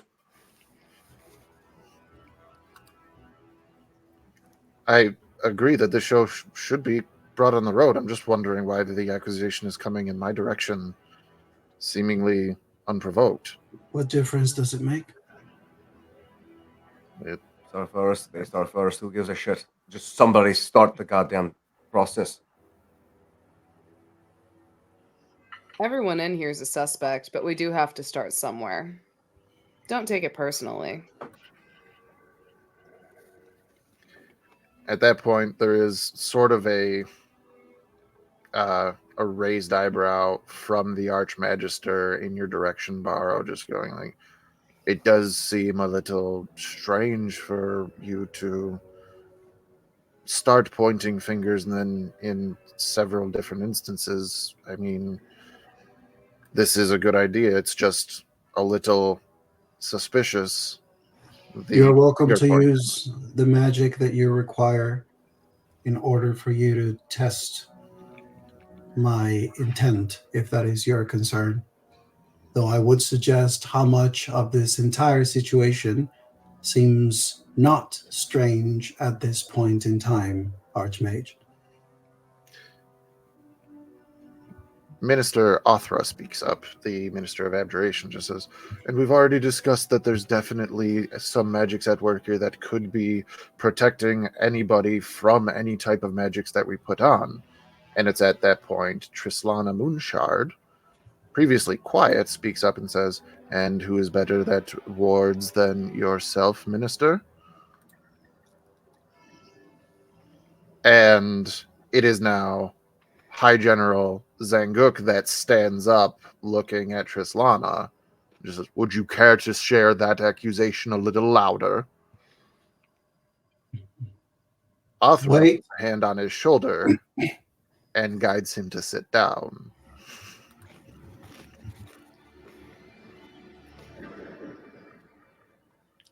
I'm not going to say that I have no suspicion about me. If anybody is good at hiding themselves from anything magically, it would probably be me, being the leader of all the abjurers in the city. But perhaps there is something else at work here.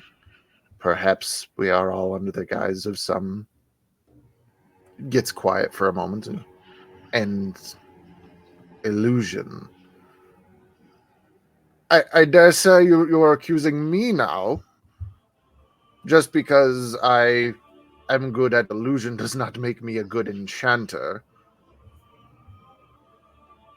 And from the other side of the room, Headmaster Nazine speaks up. It does actually bring about a class that I remember when I was first learning about illusion, calling it the grandchild of enchantment. So perhaps there is something more to that accusation. Can we stop throwing around accusations? Wait, Barrow is going to slam his staff on the table. Smash. And then after this slam on the table, attempting to get everyone to grow quiet, he just turns to Petrichor as he goes, would a spell be able to do what is happening right now? Potentially. Is there a way to find out if something has been cast recently, in the past few seconds, or perhaps minutes? Sir DM. Knowing this question has happened in-game, Zanguk shakes his head and says, whether or not this enchanter is a powerful magician or not, there are still three things that must happen for spells to be cast. Verbally, somatically, and having some type of foci or material. And while we've talked about casting spells, nobody has done any of those.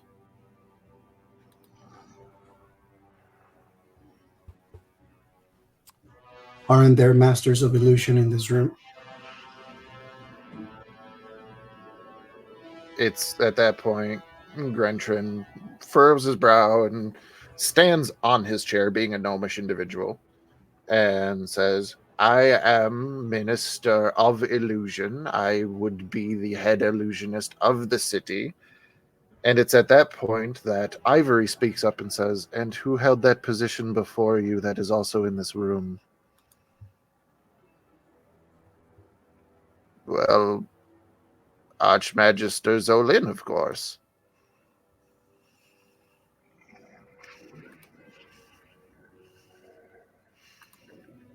If there is no spell, then if somebody were to attempt to detect it, means that no one would see it, or there would be nothing to find. I mean, my detect magic is still going, by the way. So does that mean Detect magic doesn't exactly show spells if they are being cast. It shows like magical auras or around people or things that have magical afflictions. And as I said, there's plenty of auras in this room. No particular change. Actually, you know what? We're gonna do some fuckery here. You have detect magic as a cleric spell.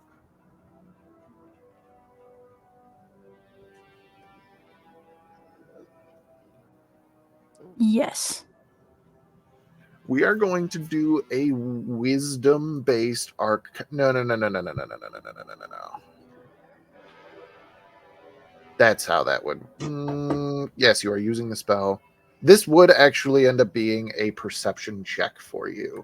And if you are not proficient in perception, use your or add your proficiency bonus on top of this.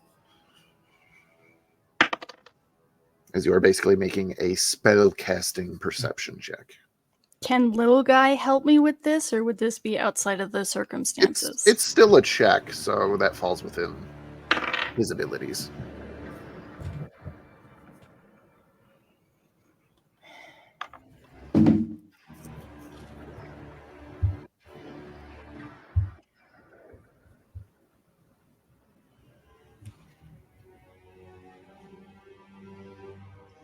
$27.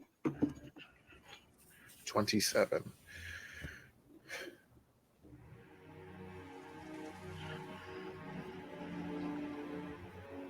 How do I want to say this so that my intentions are clear and don't appear to be subversive? While you are detecting magic in the room, there for the past for this conversation, and while you've had detect magic up in the room, there has not been indication of a spell cast that you could perceive. You do know sometimes spells can happen that would not show up here, but nothing. You at least did not perceive anything. No aura amplification or depletion or transfer or anything like that. I will give you this. There did on. We're gonna call it 7 people in this room appear to be what was the beginning of a flare-up of the School of Abjuration, and that happened precisely as Barrow slammed his staff on the table.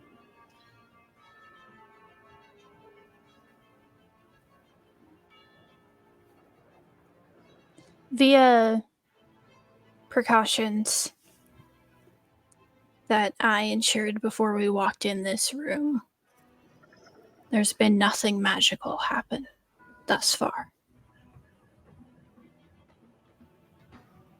Marius nods?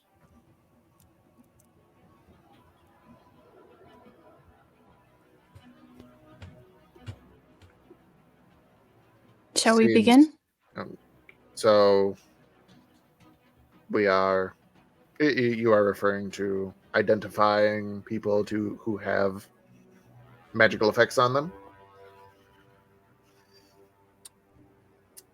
Archmagister Solin looks around the table and just goes, "Are we all in agreement that we shall identify, that we shall use this divination upon everyone in this room in order to figure out who is potentially able to, who is potentially having any type of magics cast on them that would work this way. And once again, a unanimous showing of hands. Any hands that hesitate? No.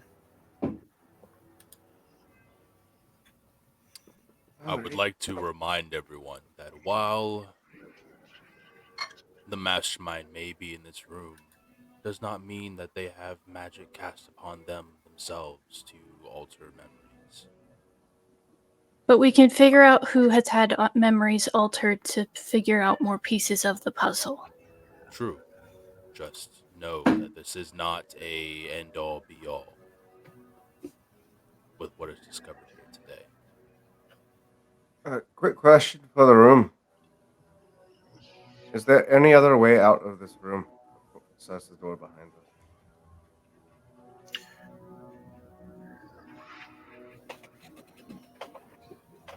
This is me deciding who's going to speak. The Archmagister would shake his head and just say, "For security, there is only one way in and one way out of this room." What kind of handles are on the doors? Very large ring-like handles. Rings. Okay.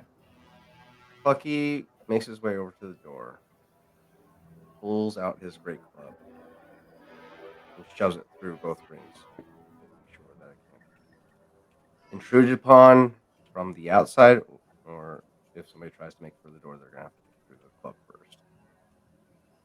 Okay. Oh, that's true, but I don't have that.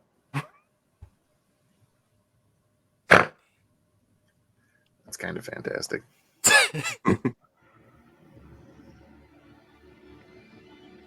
I will stand here. Hurry up and get this thing over with. If anybody tries to flee, I will stop them.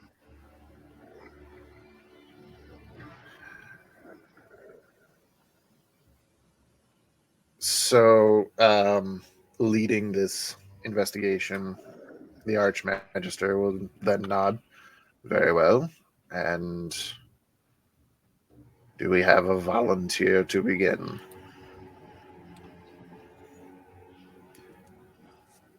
The first person to stand up would be Chirilla, who would say, knowing that I'm good with this spell and probably also Neki, I mean, I can use it on them and then they can use it on me and then we can start using it on other people just to kind of make sure that we're all good, right? Should we use Zone of Truth to make sure the person casting the spell is channeling only the truth? On that note, Neki says, I concur. Very well. High Priest Odak. Did Chirilla concur?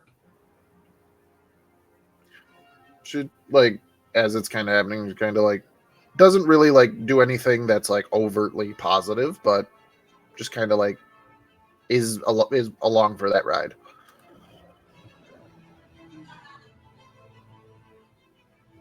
If there are no objections, High Priest Odak would then begin casting Zone of Truth. Insight check. Is he actually casting Zone of Truth? I feel like that'd be a me thing because I've cast this spell. I mean, if you want to, but I know magic too. That's true. Why not both? Okay. I challenge you to a roll off. I want to get roll advantage on insight. Do it. I want to. You can. Do it, Clucky. Not 20. Dirty 20. Of course, it's a 1. 15. Is he petting my spectral chicken? No, he is not. Fuck. But you get the sense that if offered, he would. Smash. 30. Better luck next time. It is what it is. But hey, You know, we do what we can. So what I can say is that through insight, you cannot determine what spell, because it's not really an insight thing to do.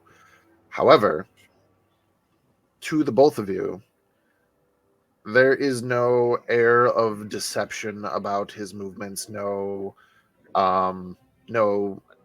feeling of like, I got you, like I pulled this over on you, or anything like that. Nothing nefarious behind what he is doing or how he is acting in the moment.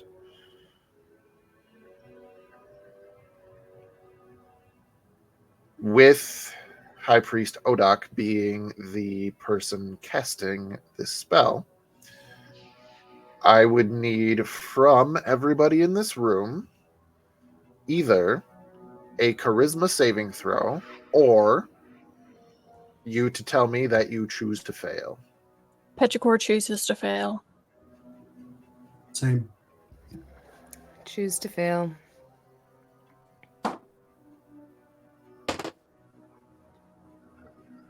That one.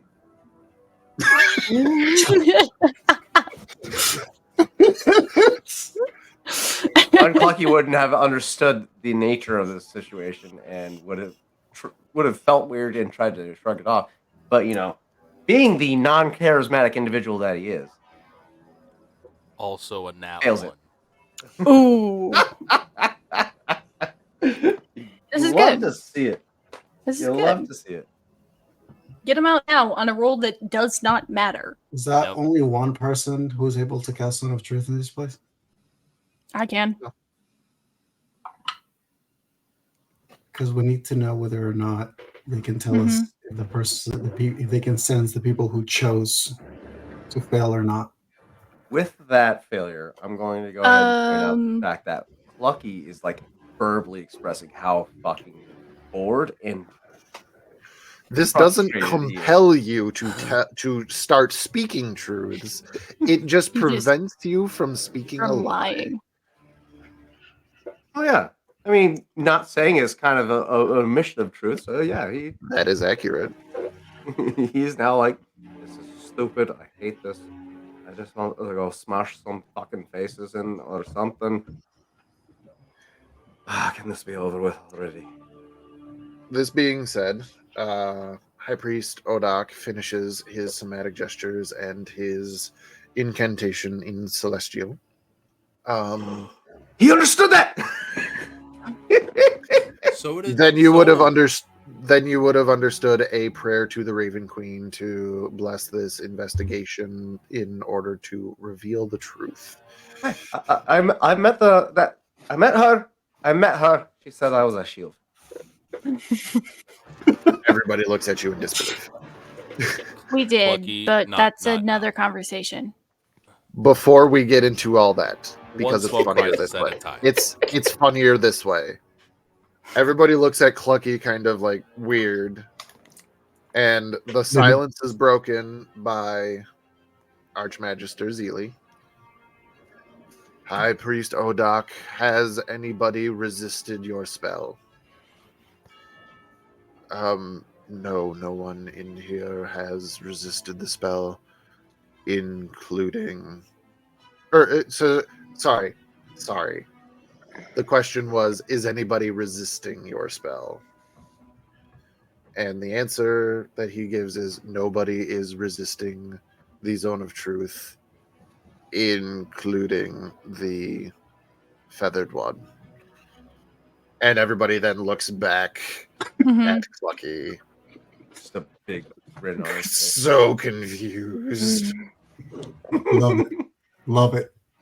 And before, like, a few people inhale to ask a question, and Zeely goes, before we open that can of worms, Yeah.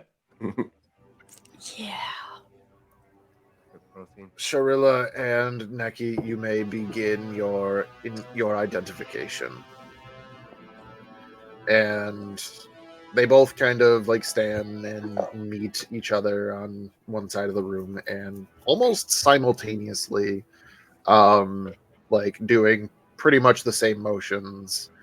And I will kind of ask this because there are plenty of first level spell slots to go around. Would you like to press the speed of this, or will you all be patient enough for them to ritual cast? A show of hands for expeditiously casting? All against? Got stunned, all of you? I mean, That was I'm not driving me for nuts. or against. Just let it be Just get how the it's gonna shit be. done. You may abstain. Unless there's if it's gonna get us to the same direction without hiccup, without having to ritual cast, yes. Otherwise, if we ritual casting is gonna give us more, then It's not about more or less, it's about the amount of time right. that passes. But overall, May or may not like play a part in the storytelling. Hmm. Storytelling wise, if the longer so, the stakes clock they is, wouldn't. But like what I'm saying is, a lot of the time, sometimes people do ritual casting so they don't use like a spell slot, right? That's basically the benefit of a ritual cast, yes. Right. But in this particular instance, with the people that we currently have present and 2 people doing this, would we run out of spell slot? Like, are they suggesting ritual casting because if they were to do it immediately, instantaneously, we would run out of ability, like to the idea of doing everybody? Between the 2 of them, they would be able to, without ritual casting, cast Identify 8 times. Before starting to do ritual casts. Or actually, Or before using higher starting level to move, slots. yeah, higher level spell slots. So we don't necessarily have to have ritual casting all of them. We can start with regular, and then they can ritual cast it. Start faster paced, and then I would also like to point out that our ally, Aristina Shade Watcher, is currently indisposed, and we don't know the nature of which her how she's been indisposed. The longer we take, the more likely she can be subjected to this to the same magic that the rest of the people have been subjected to. We do know that she said if she got taken out, which is what probably happened, she will come back. So we don't know if anyone can affect her right now. Right. So the longer we're in here, the less we're going to know about our allies outside. So yes. Also, start faster pace, go slower later. Also, if we use spell slots and they turn out to be the bad guys, then we just took away half their combat power. So there you go. It's true. So spell slots, I would say. I mean, we have a lich in the room.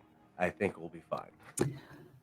Basically, we'll go through first levels first, and then ritual cast is what we're saying. Fair. So, Identify is a 1-minute casting normally. So 1 minute goes by. Neki and for expediency, Neki and Sharilla report back the spells that are afflicting the both of them, and neither of them are being afflicted by any sort of triggering spell types that would be buzzwords for you guys.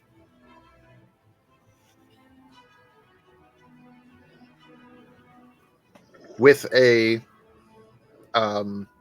now like proud smile on their face, Sharilla turns and goes, "All right, so who's next?"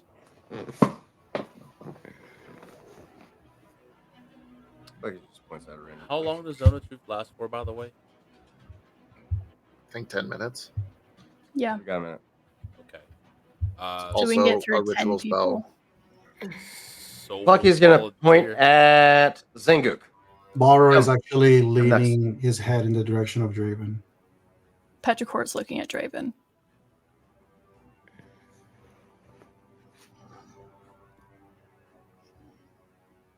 That's our next two. Zenguk and Draven.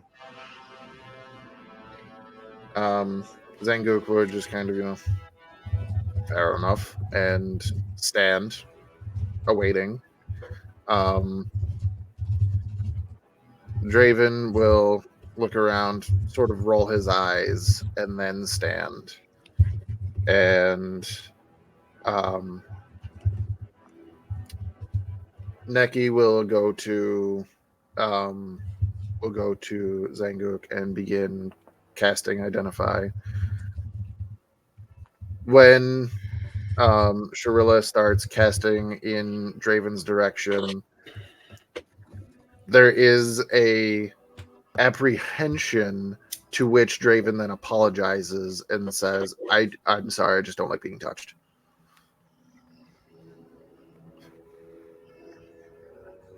He's not abstaining from the spell. He's just voicing that he does not like being touched.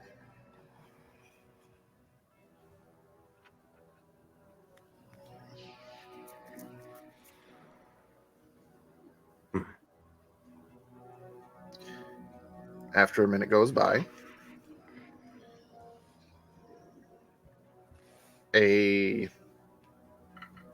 again, list of magical effects comes from Neki about Zanguk.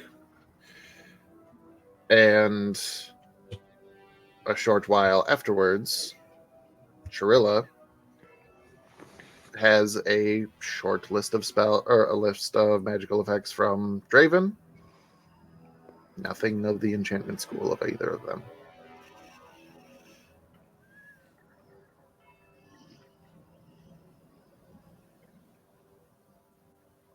Clucky will waft his hand in the air, and as he does, chicken will coalesce in that space, and he'll propel it forward. And it'll land on Zanguk's, or in front of Zanguk's seat for him. There, you can have a friend, the pet, while we get through the rest of this shit. Shite. His name is Peter. The next one. Petrichor would Interesting. volunteer to be one of the next to go. Okay.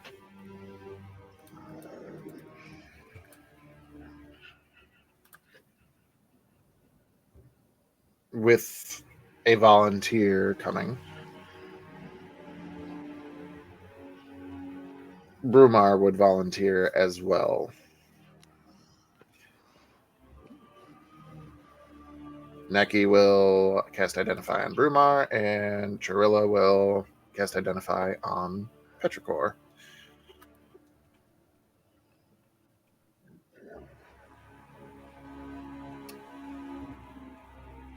Leroy's real close. There's just a swarm of party members around Charilla and Petrichor.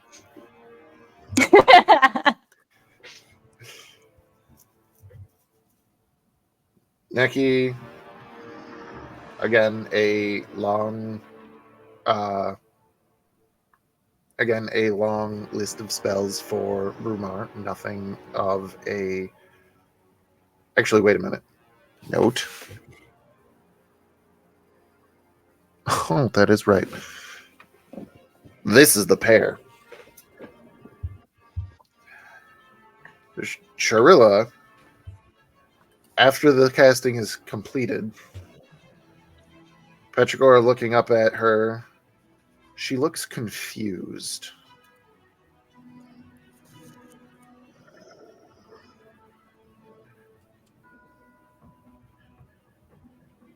Petrichor, do you have any spells that you've cast upon yourself? Outside of detect magic, no.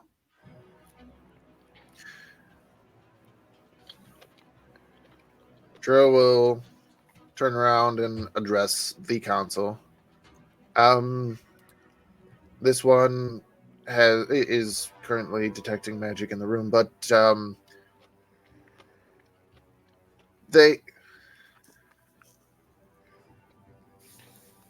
they have their memories modified, but they don't. I can actually quite simply explain that. As I stated when I introduced myself, who you're talking to currently is petrichor. I have no spells of modification of memories affecting me currently. However, Riley does.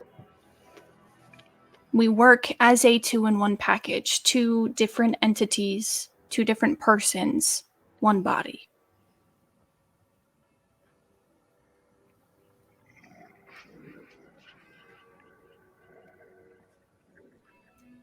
And we'll look at Odak. Wait, Well, there's Shirilla There's start- two of Oh them? God, Clucky. Shirilla what the fuck do you starts. mean there's 2 of you in there? Shirilla starts looking a little concerned and goes, "Well, that all adds up, but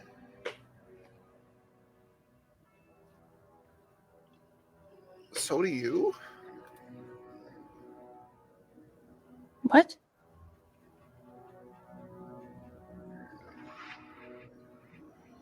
I mean, it's like you do, but I don't know. It's weak. Like, Lock memories. it's not. Oh, shit! I'm sorry, I don't really understand. And it's at that There's point an that High aha Priest moment. Odak speaks up and says, "This one actually has come to the rookery and spoken about how they are having memory troubles, and as we thought that it was potentially just some type of trauma, it appears that there is something else at work." It's magically locked memories? Are you Shut the kidding me? fucking door. When they say you do too, and then Odak starts talking, there's a click of, oh. What is Diago? Magically triggered memories. And petrichor, once again, a flash of you looking at a book and it being slammed in front of you with Dr. Diago saying no. Bruh. There's a jolt that goes through petrichor as that happens, and it almost seems painful. And they just kind of clear their throat. There's a lot going on, and it's a lot to explain, and we don't have time, but if you have questions, go ahead and ask. Going through a memory right now. The Zeely will put up a hand and go, "Well, at the very least, we know that you are somebody who will be needing some restorative magics. But you make it seem as it probably shouldn't be related to this." I don't believe so. There's our chicken friend back here mentioned having seen the Raven Queen. All of us did. I've talked to her more than once. There's another layer of things going on in my head that even I don't fully understand, and that's probably what this is. I also don't understand why So she unless you told want to me. unpack that Thank you. along with this, that's up to you guys. Barrow having the best perception, you hear from Minister Grentrin. Did they say chicken? What is a chicken? It's a type of bird that our friend is. Oh, I apologize. I've never heard that term before. My guests are not from this land. Hi. We're not from this dimension. It's at that point that Going to a leave comment Adam is to made from Minister Underrock, which is all the more reason to be suspicious of you. Immediately followed by Neki saying, "Perhaps we should be suspicious of you. His memories have been modified." And he gets defensive. Absolutely not. They have. We may have seen it.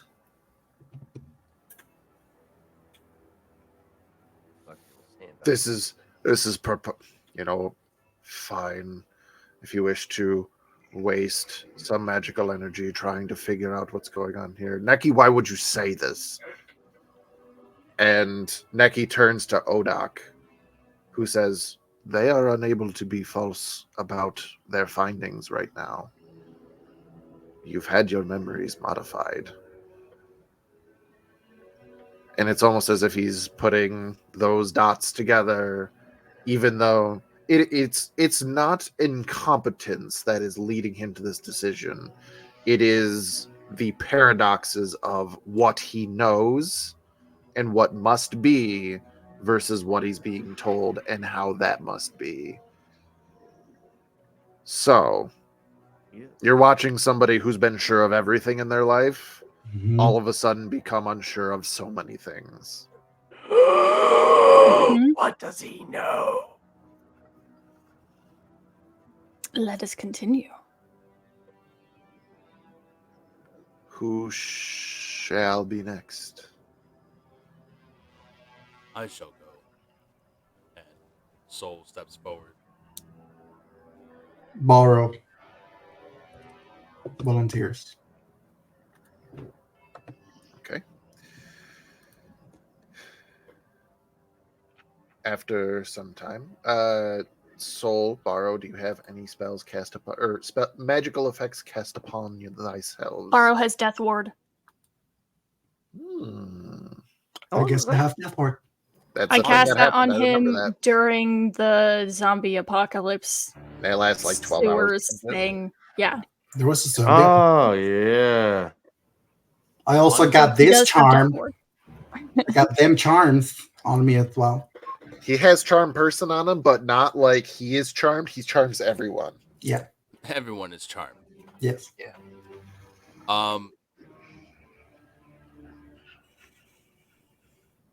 On myself or just on my person? Magical effects that are targeting you. It would be things that are affecting you, not things on you. Yeah. So if something on you is giving you a magical effect, that's a thing. Like heroism, enhanced ability, Right. Bless. magic armor, Long stride. or mage armor. Would Vicious my retreat. Actually, yes. my boots have clicked anything? Because they give me pop up advantage as on a stealth. magical effect, but not like a spell in particular. You know what I mean? Yeah, I just wait, I do have those. So basically, magic items that you have that are activated would not pop from this unless you have activated them. But like something that is just giving you a benefit because it's on your person, that would pop. Well, obvious thing, Soul's prosthetic arm would be one. I'm not sure. Automaton, is that what school of magic that would be? Yeah. It's that they what- don't necessarily get a like school of magic. They get like whatever the effect is. So your prosthesis is what you are referring to. Gotcha. Okay. Then yes, my prosthesis, and I believe that's it. That's all they would get from effects targeting me. Okay. Borrow is Death Ward. That is how that goes. Shurilla would say, it appears that the only thing he has is this prosthetic arm, which is very beautiful, might I add. We're going to have to compare notes. Neki, looking at Borrow, would kind of raise an eyebrow and just say, were you expecting this conversation to go poorly?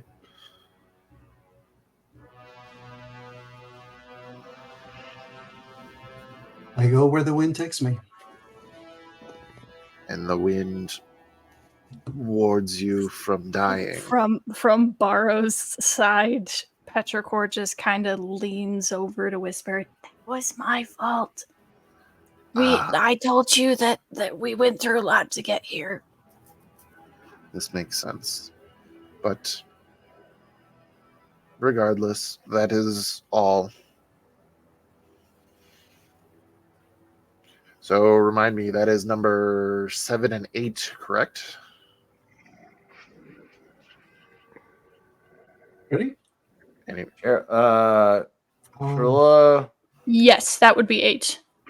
The 2 that we're casting, then the doubles, then me and dude, and then those 2. And Drumar, yeah. So now we hit ritual casts. and you got one more. Oh wait, no, because forecast. Yes. Alrighty. Got it. Okay. While this is being cast, Zone of Truth is being recast. So another roll?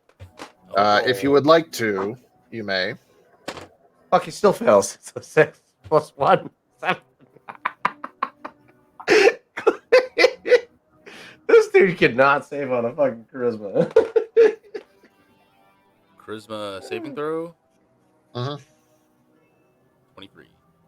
Ooh. But do you choose to? He wouldn't roll unless he chose to fail. Fuck, he's only rolling because he doesn't know any better. So, order of operations. Identify would pop first. Who are our volunteers for this one? Or if you would like it to be a person on the council. Counsel. Whomst. Let's get Ivory in there. I actually would be interested in Sanguk and Othra. Zanguk Mm. already went. He did. Oh, So Othra would be Lucky. your pick then. And So Ivory volunteered him. yes, Othra and Ivory. As identifies being ritual cast now, so it would actually be sort of at pretty much the same time. So the identify going off first on both of them. Again, incredibly long lists of magics, but nothing that would come up as an enchantment spell. At this time, with the recasting of Zone of Truth, Soul. Zone of Truth is a charm spell, right? It's not a charm, but it is an enchantment spell. Okay, never mind. That advantage against If you are trying to figure out if your elven heritage has something to do with this, allow me to consult.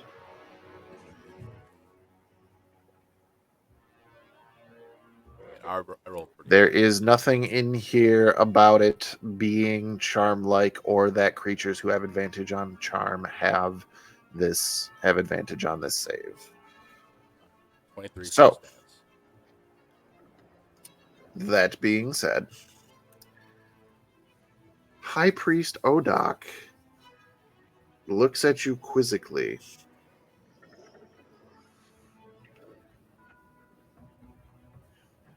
Then turning to the Archmagister.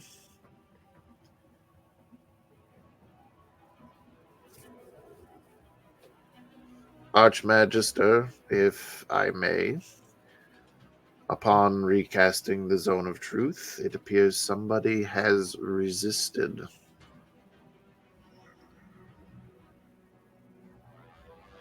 And without even having to ask who, Odak points at Sol Arcan Noctis. And there's a lot of confused looks.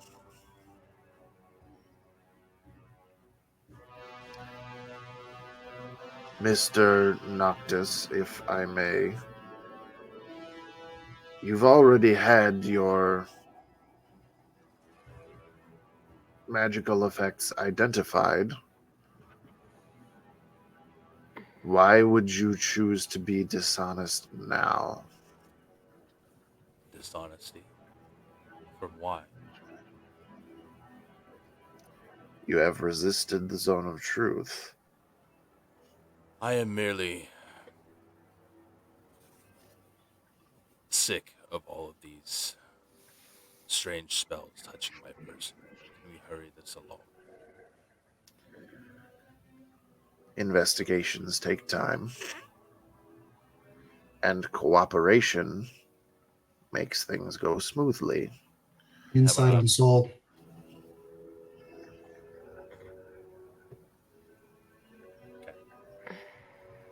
I will let the two of you discuss how that goes.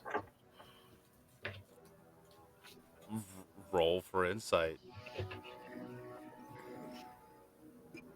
Can little guy help? Advantage. What are you? I like that it's Damn. just a blurting of advantage. It's not like for guidance we like say it in the sort of accent like you don't, you know. For advantage, Advantage. I have. Listen, little guy is not suave, is not fanciful. He is just here. Yeah. He's here and he's here to help, and we love him for it. What are you What? trying to know as well with this role? I'm trying to perceive if Saul is actually just is being honest about it. It's just like I'm just tired of these things hitting like these strange spells on me, or if he's actually trying to conceal something more than that, which may be pertaining the current investigation. It's What was Saul. He's the bad guy. Surprise! What I was mean- your role? 28. Yeah, that beats it.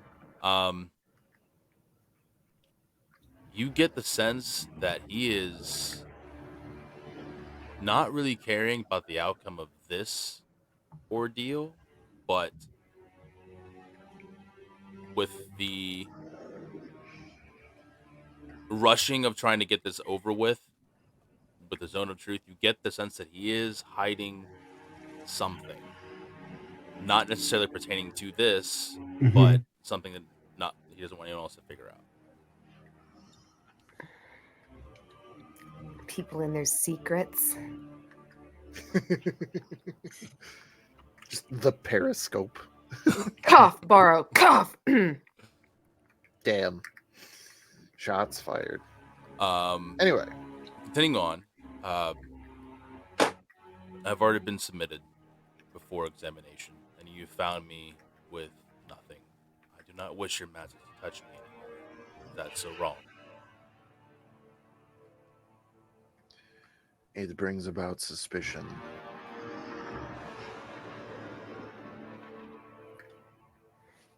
Well, when you have dealt with forces like I have in the past, you tend to not leave yourself open. I will tell you this. The identification process will be taking probably another round of Zone of Truth. I suggest that you comply. Please. Suggestion. Every time somebody uses the word suggestion, it has to be Why do you content. think Every KJ fucking rose time. like Undertaker? KJ rose from the grave. I'm like, y'all motherfuckers keep throwing that word out. Listen, my spine hurts, which is why I disappeared. You can actually see my face down in the corner here, but you said the word. Who said the I did magic say word? the Listen. word. So did you. Everybody's got me on edge now. I'm like, I'm just the local clucky, you know, the resident good guy. Y'all keep saying the fucking word. I don't know how to respond. I'm trapped in a room full of magic people, and I don't know what they can do. Xanthi at this point is just kind of going with the flow, ready to just attack anybody who's going to hurt the baby. That's pretty much the gist of it. Lucky will attack magic people with magic people. I use you as a club. How was soul? Xanthi's just breathing fire. Clucky's like swinging her around, using her like a fucking flamethrower. Oh my god, good stuff. Good stuff. Anyway, I would like a quick reminder that I do still have Detect Magic up. I've been You do? ritual casting this entire time.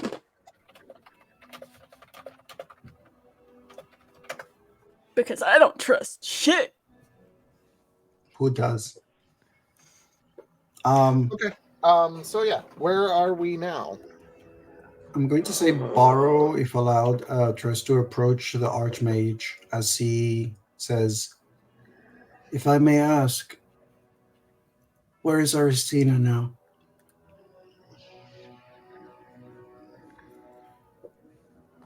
He's gonna kind of nod slowly and just say, after a long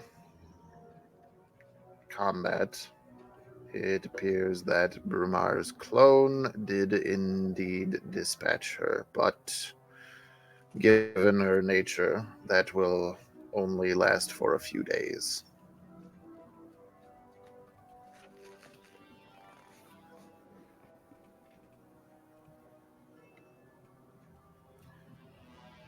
Our body, where is it?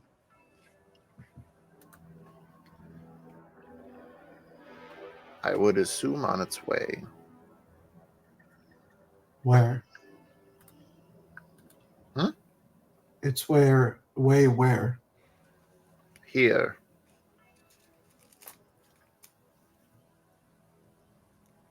Brought by whom? Brumar's clone, of course. Or sorry, he's not saying clone. Brumar's simulacrum. And you authorized Brumar to destroy your supposed friend? It's not the first time that she has fallen in battle. Death is not permanent with her. True, but the intent is permanent. It appears that she was confronted and resisted. And of course, if this turns out to be a misunderstanding for her, I do know her personally and will apologize to her and deal with those consequences myself.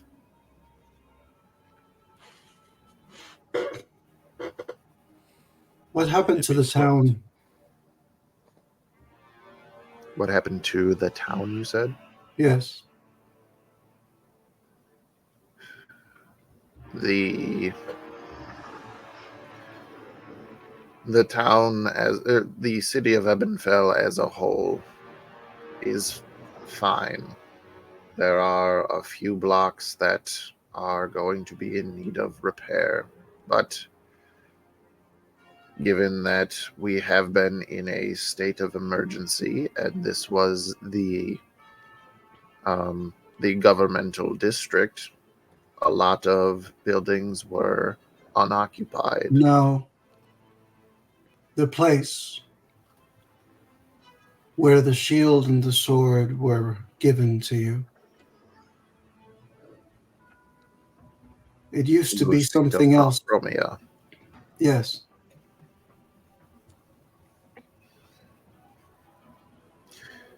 Very well. It's not that this is hidden knowledge, it's just usually too old for people to care about outside of historians. North Romeo was a rival city-state several millennia ago that very early into their rise to power, their mages had a ritual to destroy something they called the sun. That's what the sword's made of, the last ray of sunlight. This is true, and so is the shield. So you did have some here. They did. I told you that. You're not from this dimension, you've said. Yes, there was once a large flaming mass in the sky, which turned out to be a portal to the elemental plane of fire that the Northromian mages sought to try and harness this elemental magic. And instead of making a arsenal of weapons, only managed to create 2 artifacts while plunging the rest of the planet into darkness. And these artifacts survived for many, many, many years in Northromia until Ebonfell sought to stop the corruption in that city from spreading.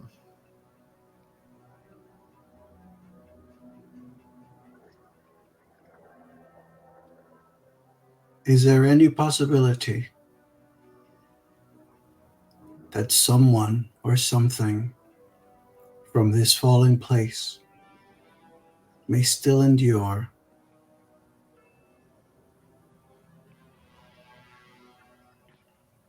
It's at this point that Brumar chuckles.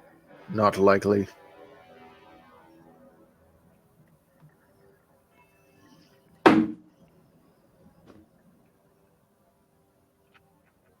Could someone have survived? I don't usually leave survivors. That doesn't Ooh. sound like a certainty. He kind of like furrows his brow in your direction, leans forward, and he goes, I am certain. Insight. And now you see that he is, you don't need one. You now see that he is wondering if he is certain, because it's been proven that he doesn't always appear to know as much as he thinks he does. And this is a very recent thing.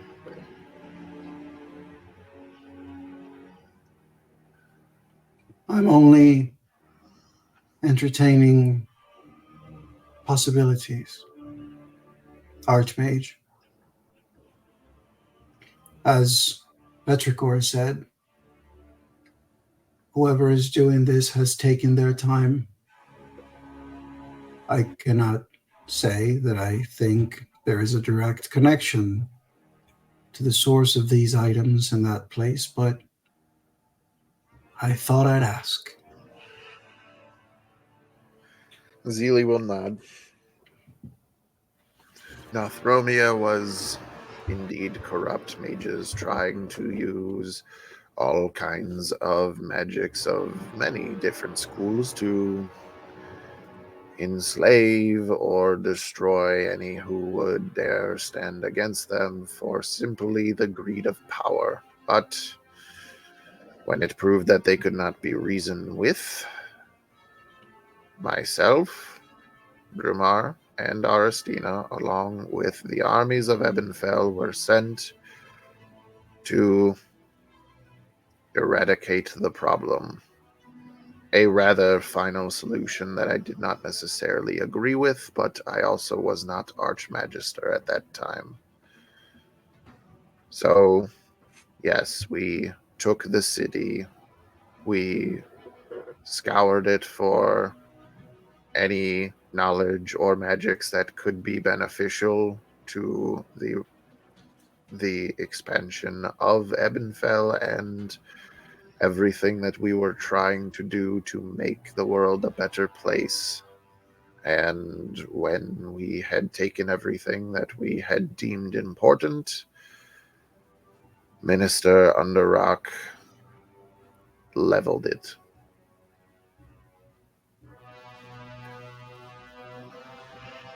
Oro grows very still.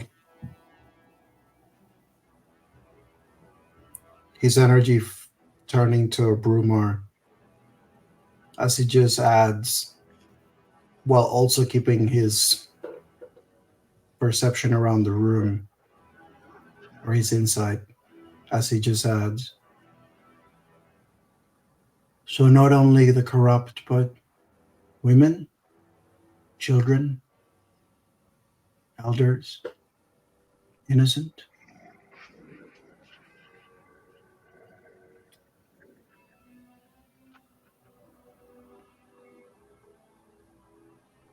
I get what you're playing at.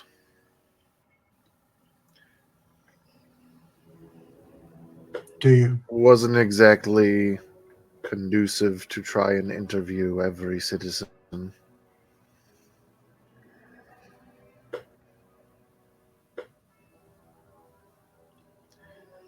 I'm not proud of it,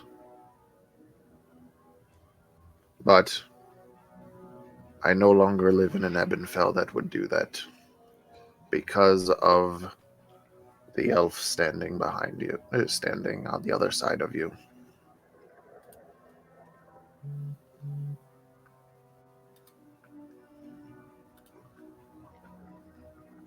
Would I have perceived any strong reactions in the room?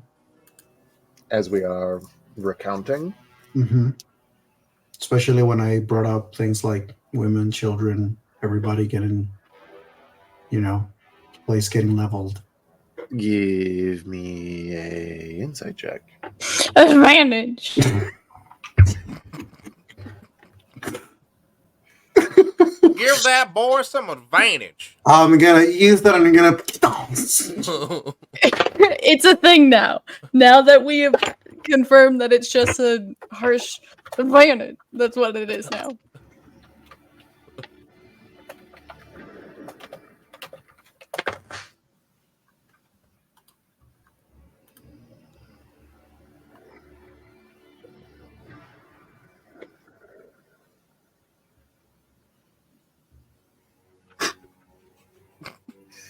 $33. How much? 33.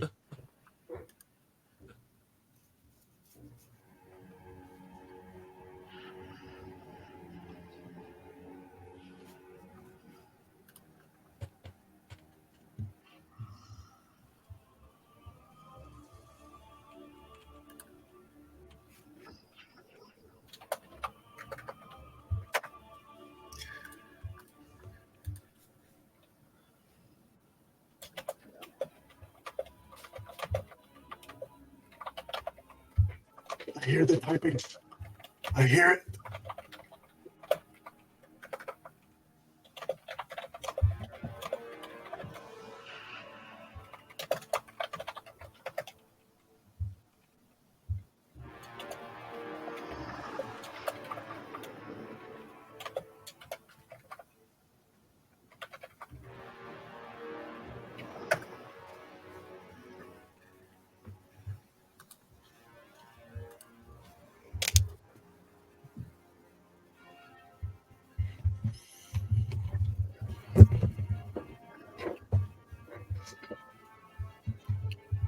Bear with me for a moment.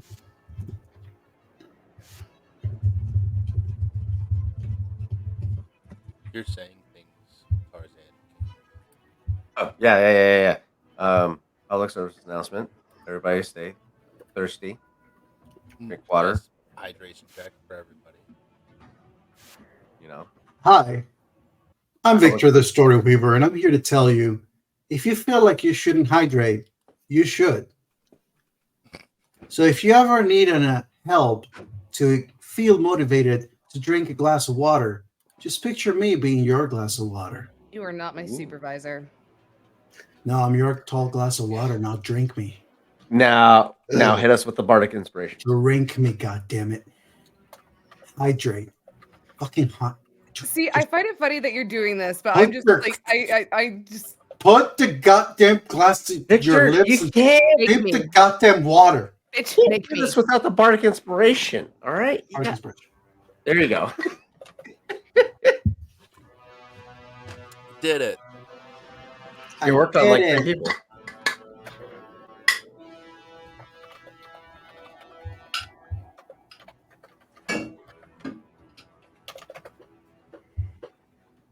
Well, shit.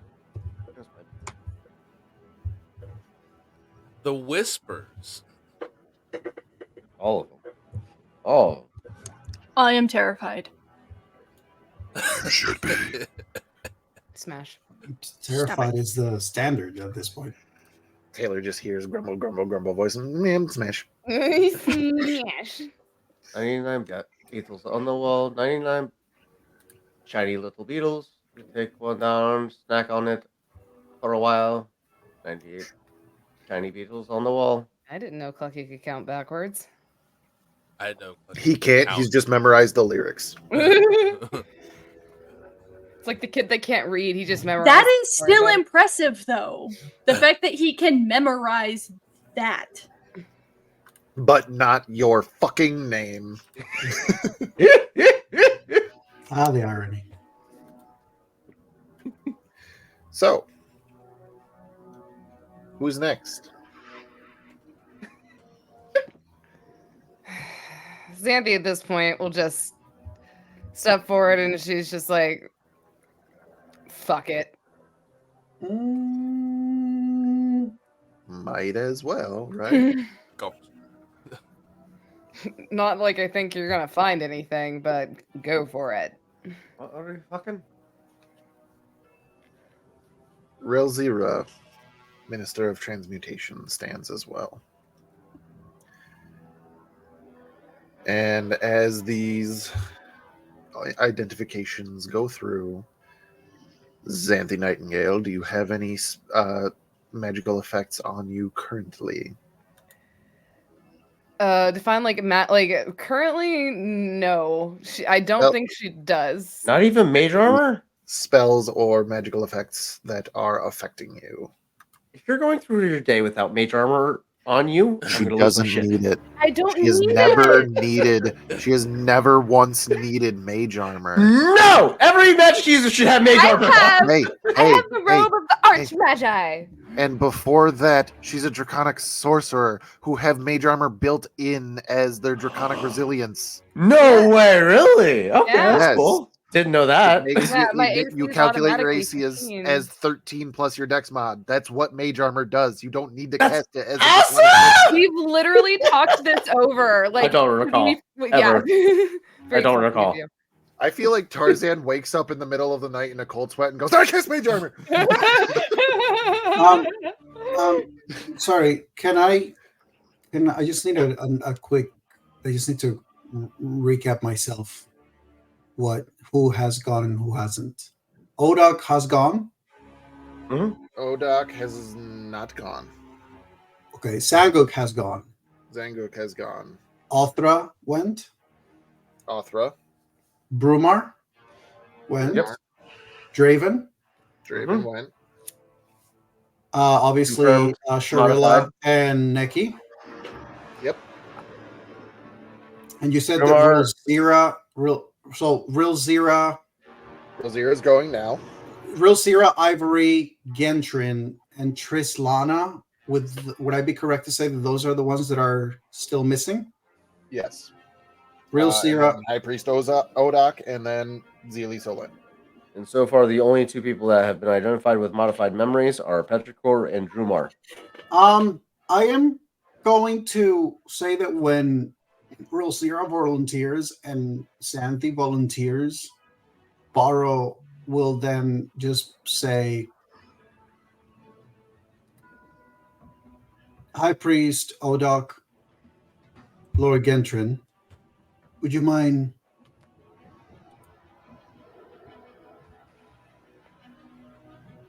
he just sort of suggests for them to go next. Instead of Xanthi and Rosira. Mm-hmm.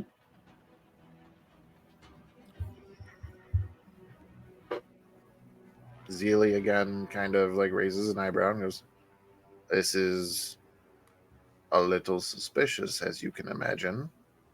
Baro, Volunteers. Baro being son of truth, he also wouldn't have objected or argue. He would say, the way that we are casting this is costing us time.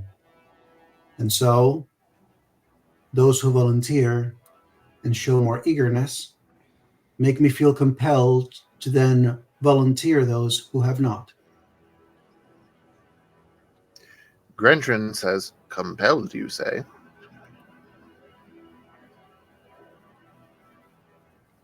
I That's too the don't. choice. And then it is Ivory who goes, he's already been checked. Oh, yes. I also too don't trust the fancy Philly man. He needs to go. You're talking about Odak? The priest, yeah. Xanthi just puts her hands up. She's like, "Look, I was just trying to get shit out of the way, but whatever you guys want to do." All right. Looking to the Archmagister, he's just going to kind of. This is tiring for everybody in the room, not just Clucky, not just Xanthi. He's going to, rub at his forehead and just kind of. Fine, Miss Xanthi may go, and also High Priest Odak, if it pleases the council and our guests.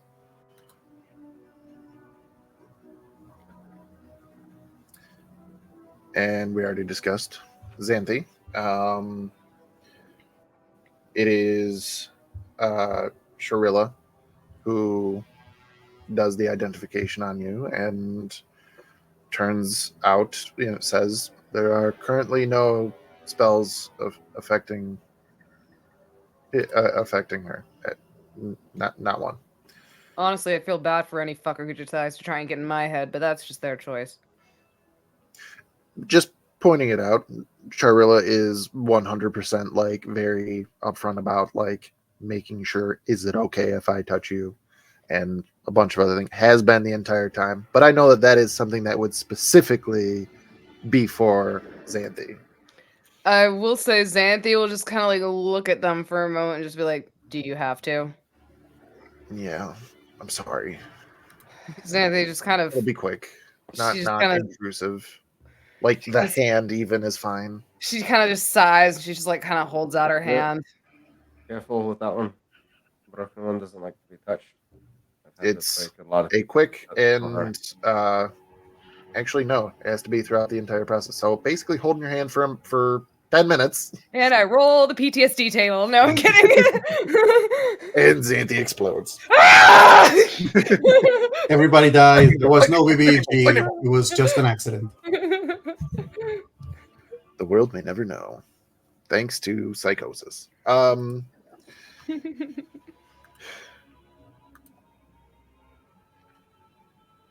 So with that being said, the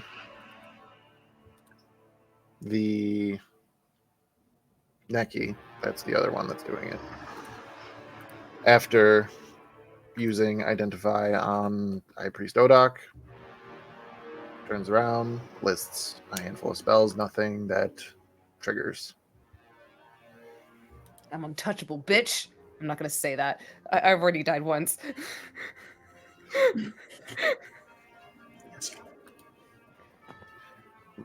So, Real Zero would step up again. And why not? Grendrin would step up as well. After some time, Neki would say of Real Zero that there are, a handful of spells that are probably the longest list on this person, but nothing that would be nothing that would provoke this investigation. And the reason why I say probably the longest on this person is because they are the Minister of Transmutation, which is augmentation and a bunch of other things. So, yes, they are very much so,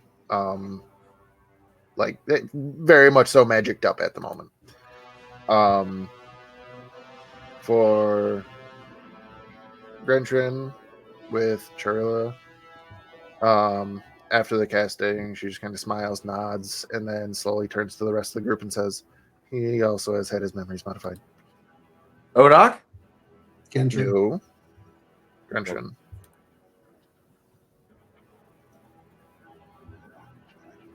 How does Genshin convert over to Retribution? He just kind of like puts his hands up and shrugs, just like, well, shit. And kind of takes his seat again. So, from the list here, that would leave Zeely, Trislana, And Ivory. and Nazine. Ivory won. Oh, And from the group, Clucky. Old Nick Farmer, Papa had a farm. E-I-E-I-O.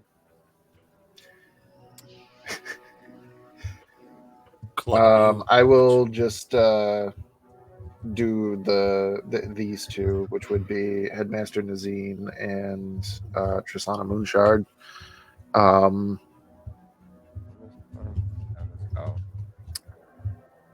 Trislana Moonshard, no spells that trigger any sort of reactions, but Headmaster Nazine also has had his memories modified. Seam. Bitch. The headmaster. of the University of Enchantment. Of the university. Or the university in which enchantment is taught. Is learned about. Sure. It's still There are a no thing. classes on No enchantment. actual. Sure. The defense is eager. Defense against the dark arts. And this would leave the last round of identification. Archmagister Zeely Solin and Clucky fucking McCluckerson. What a face off. What a pairing. And they lived happily ever after. Now kiss. On Papa's farm, he had a cow. E-I-E-I-O. Tarzan, are there any spells or magical effects afflicting Clucky?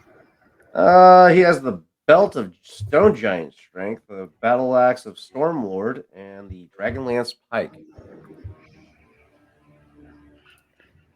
So the Only two of belt which would be he has to- affecting. Yeah. Only two of which that would be affecting him directly, which would be the Belt of Stone Giant and the Dragonlance. A very long list of spells from Archmagister Solin, none of which provoke any sort of reaction from the group. And then the sharing of the Belt of Giant Strength that Clucky is wearing, which now Clucky knows is a Belt of Giant Strength, not just a gift from Papa. Your belt is magical. Do with this information what you will. You mean to tell me I'm not? Oh, fuck you! I'm strong. You're a strong You can't. person. It just makes you stronger. Just to make it even funnier, it's Chirilla who's doing your identification, and she just kind of like backs up. No, you're absolutely strong. I can see that. Like, that it doesn't change your muscles and everything. So, like, you are definitely strong. It just makes you magically stronger. Like, it's not that you are not strong. You with the belt are still strong together, and it's still you. You're doing it all. You are a specimen, sir. Everyone golf clap for Clucky. What the? Why did you call me specimen? What does that mean? Are you making fun of me? No, Xanthi actually twitches at the mention of the word specimen. Oops. Anyway, And no, she like shakes shakes her head. Like, no. It's a play on words, like not play on words. Like it's an expression of trying to say that you are the ideal sort of image of what you'd be looking for in a person. Xanthi's eyes just narrow at this individual. I mean, cool, but so you're saying I'm stronger than that dead guy over there? He points at Silly. What was your Yeah. question? I'm sorry, I Please- was reading a Please message. don't test that theory. he asked. So you're saying I'm stronger than the dead guy over there, and he points at the Archmage. Clucky, you wanted to fight Aristina, and now she is, for all we know, unconscious. She If looks not back dead. and forth between the two of you and just says, "Yeah, physically." Cool. Thank you. Oh boy. Clucky's happy.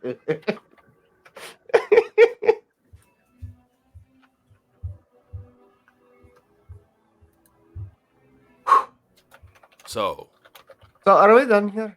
any more trials you wish to undergo? Yeah. Wait, what was Well, now- his result? I'm sorry.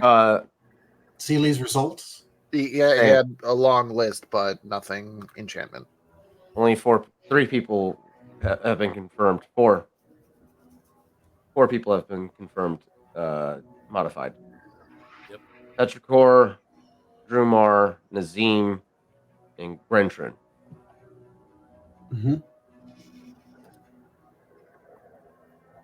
Clucky wouldn't know that, but So where do we go from here? Well, now we know who needs to have their memories restored. Xanthi's gonna look at Petrichor. Can you do that same thing you did on Goose? High Priest Odoc stands forward and hold, please.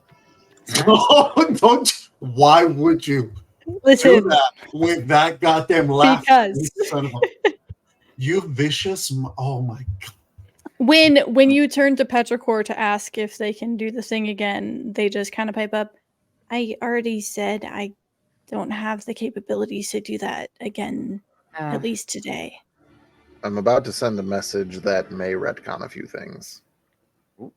oh, We actually are not in this dimension. We're in dimension 2 still.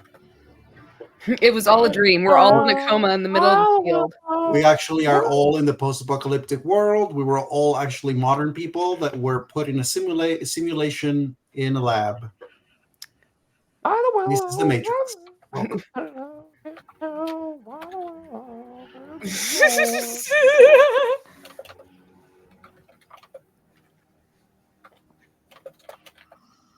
certified 7 days a week. I'm glad I mentioned something because I thought this was just like a blanket statement for this entire time, but apparently it wasn't. I derped. I'm sorry. What did I miss? So here we are. Wait, what?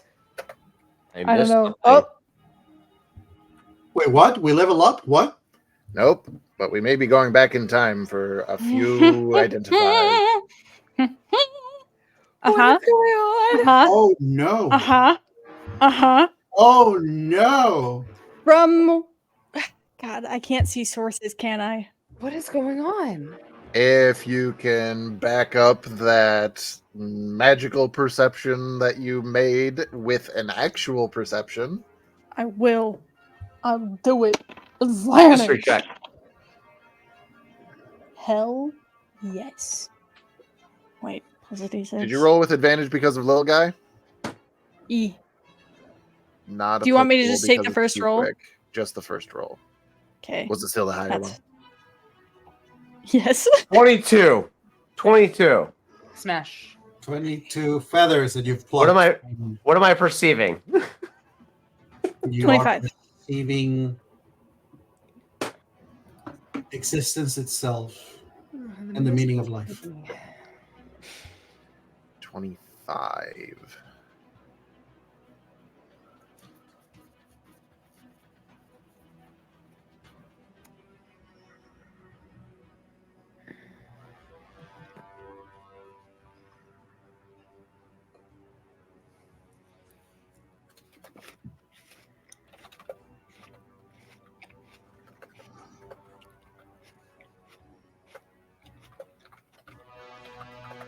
Whispers. Why do you gotta do it like that, Matt? Just give it to me in one. Yeah. He likes Another to keep word from him our tense within potential sponsors. You know, Yeah, guys, we're going back in time. I can Fucking already tell. Of course it did. Fucking of course it did. I will So- tell you when we are going back in time to. Rewind. We are rewinding to the identification of. Let me remember who was going with him. It was Minister of Transmutation Relzira being identified by Charilla and High Priest Odak being identified by Minister of Divination Neki. Mm-hmm. As this happens, I Petrichor will after in this moment, uh-huh. just to add fuel to the fire. Neki says out loud, the High Priest has a few spells to help with some health related issues that are cast on him, and a couple things to keep his a couple things to help him better communicate with his followers. Mm-hmm. As this happens, Petrichor after they were identified and whatnot had been That's sitting not down the trigger. You across- two sit down. You two calm down. Not yet. Not yet, Ferb. Petrichor had been sitting crisscross on the ground, just kind of watching and radaring with detect magic the entire time to make sure that everything was level. And as this happens, Petrichor stands up abruptly and is staring at Draven. Would you like to explain yourself?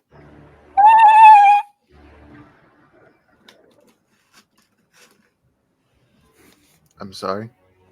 Don't look at me like that. You've been caught red-handed.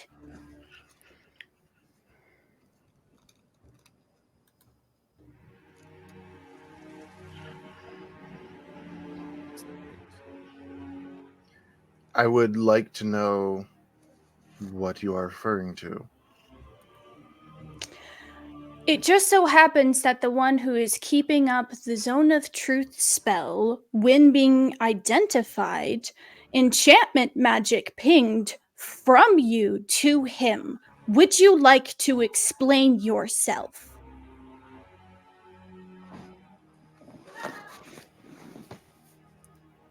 I have barely a magical bone in my entire body. How could I possibly be this enchanter?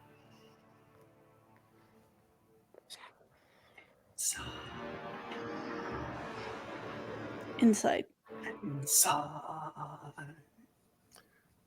You can go for an insight, but Odak will then say, yes, he did submit to the Zone of Truth in this.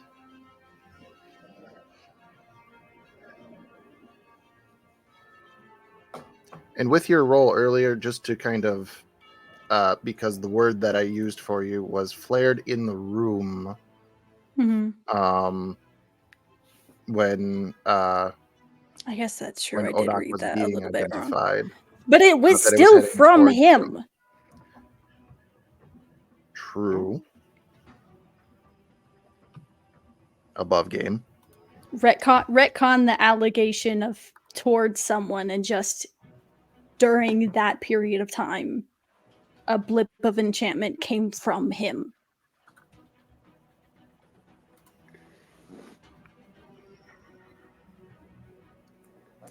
Odak, am I Going to- lying?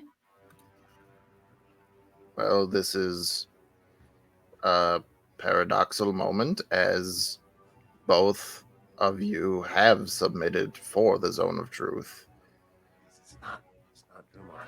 It's the fucking priest. It's the goddamn priest.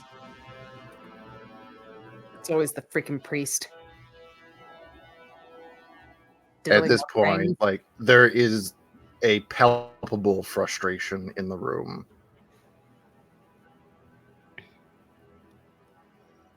Is it possible for someone to use another person to cast spells? Yes. Yes. Very much so. specific circumstances, but yes.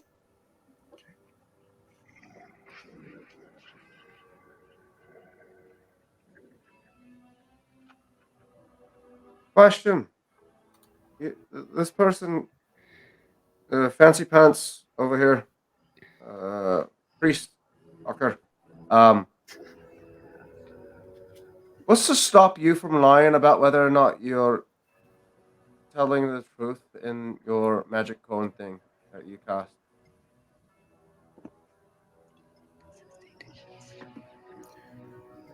I suppose that is actually not a bad point. I'm going to cast One of Truth. Okay. All right then. Double zone of truth. Borrow suggested. So, This cone feels like it's full of lies. of shame. is anybody from the party going to be resisting a zone of truth? That's Nope. a 5. From Petrichor? Hell no. Lucky rolled a 5. It tracks. He has no idea the fuck that's going on. Okay. What is your spell save DC? This motherfucker. 16. Yes! Now that I have that result, Petrichor, can you make me a charisma saving or a wisdom saving throw? Fucking Oh, shit! curse! Oh! Can I use the advantage from little guy? It's a saving throw. You broke the child. You broke the child. You broke. Fuck. Fuck. You broke the child. No! No way! No! Listen here. How the fuck have you been rolling so goddamn high all fucking session? You now wasn't rolling that gonna fucking last. one. It wasn't gonna last. God you know this shit. Fucking damn it. Silver bars. We're fucking 27, 25, 34, 32, 35. Nat 1. Damn it. This fucking guy. I knew it. Clucky's been wanting to stab this fucking guy. Poor Cluck. This is so fun. I hate Fuck! it. I hate it. I am so upset right now. Because now I can't do anything about it. Because fucking Clucky doesn't know any better. He asks the spirits if I should stab this fucking guy. And they said, don't do it. It'll be bad. Petrichor, Mm-hmm. as you feel not only somebody resisting your zone of truth, but succeeding Mm-hmm. against it, you hear everybody is telling the truth. You know who resisted? What's that? I get to know who resisted. The same person. This fucking bastard. I knew it was the fucking priest! I knew it! Oh, I'm gonna make him see his fucking god soon. I'll tell you what. I knew it. Fucker. Oh, right. God, I hate being a barbarian sometimes. Archmagister Zeely Solin says, Petrichor, is everybody complying with your zone of truth? No. Want to run that by the DM again? He asked Shh. They can't lie. They can't lie in their own zone of truth. They did ask if everyone resisting.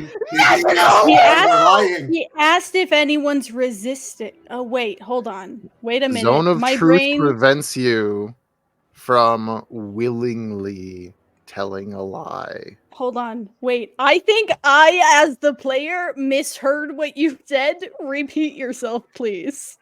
The suggestion is that everybody is complying. Whatever I said, the idea is everybody is complying with your Mhm. zone of truth. You said I can't lie under zone of truth. Willingly. though. You're being forced. Motherfucker. Ah! No magic. Ah! I will say though, you said that what he said was everyone is telling the truth, and the question that Seely said was, is anyone resisting? Which technically speaking are two different A questions. different question. There's a different question between is someone lying right now versus is someone resisting. So if he asks is someone resisting, it's not a lie about everyone's telling the truth because the questions are completely different. Is everybody's telling the truth versus the wording? Everybody's telling the truth against everyone. Is anyone resisting? Two different things. The magic of words, y'all. And he would ask that. He When would. you're a bard, words matter. Victor, How to stump the DM 101. take a point of inspiration. Yep. So he asked, "Is everybody?" What? No. Re-say what he said. Asked, what did he ask? Is anyone resisting? What the voice said to you was, everyone is telling the truth, which I would was be just an trying answer. to clarify the wording of his question. Yes. Everyone is So, complying, I is what they said. Not everybody Yes, is telling the truth. Everybody is lying. The original one. The wait a original minute. one is everyone is telling the truth, truth, and then you change it to everyone That's is what- complying. The first one was everyone is telling the truth, and Too Silly far. asked, is anyone Damn. resisting? Damn. Yep. Okay, Yep. so Gotcha! Petrichor is going to sit and think for a second, figuring out this loophole, and looks at him and says, "There is in fact one resisting." Damn. Damn. Does Petrichor point to this individual? Petrichor is staring him down. Xanthi is immediately staring down the priest, and you can already feel like tension rising around her. Even Borrow is staring right now. She is like, you know how like the air gets before a thunderstorm? That's how it feels right now with Xanthi looking at this guy. It smells like All rain. that I must point out, because of what has been said and how many people are nodding in agreement with what has been said, Petrichor, who are you staring at?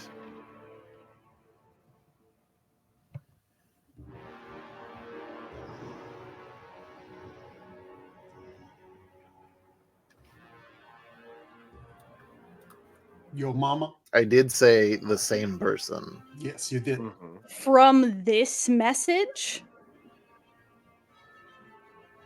Okay, so that there is no misunderstanding. that's why I asked.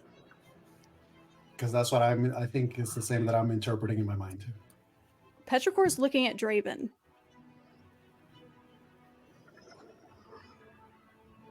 You thought you could get me again. It's not happening. Choose your words wisely.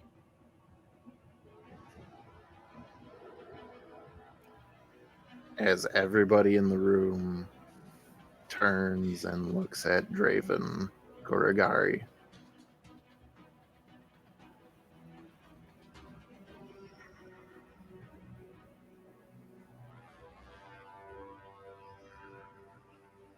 I guess we'll try something more direct then. I need everybody in this room to make a strength saving throw. Oh, fuck. Do I have any bonus to this? I do! I don't. Oh, wait, no. Yes. Now I get a good roll. What the 21, fuck is baby. this? You said strength saving throw? Yes. 16. Including little guy? Why? Why do you hate me so today? You have your point of inspiration. Excuse me. Oh no. How?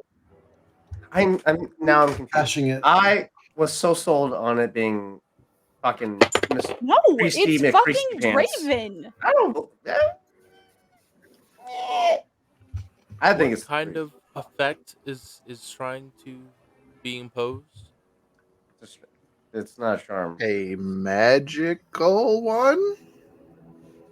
You're a magical effect. Would Fucking Victor. Or inspiration. 21 What a for Clucky. spectrum in my two rolls. Okay. Hang on, because there are messages coming through.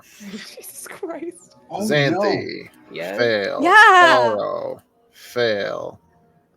Should enough cash in that fucking inspiration. Soul, fail. Little guy. Fail. Little guy, fail. Major fail.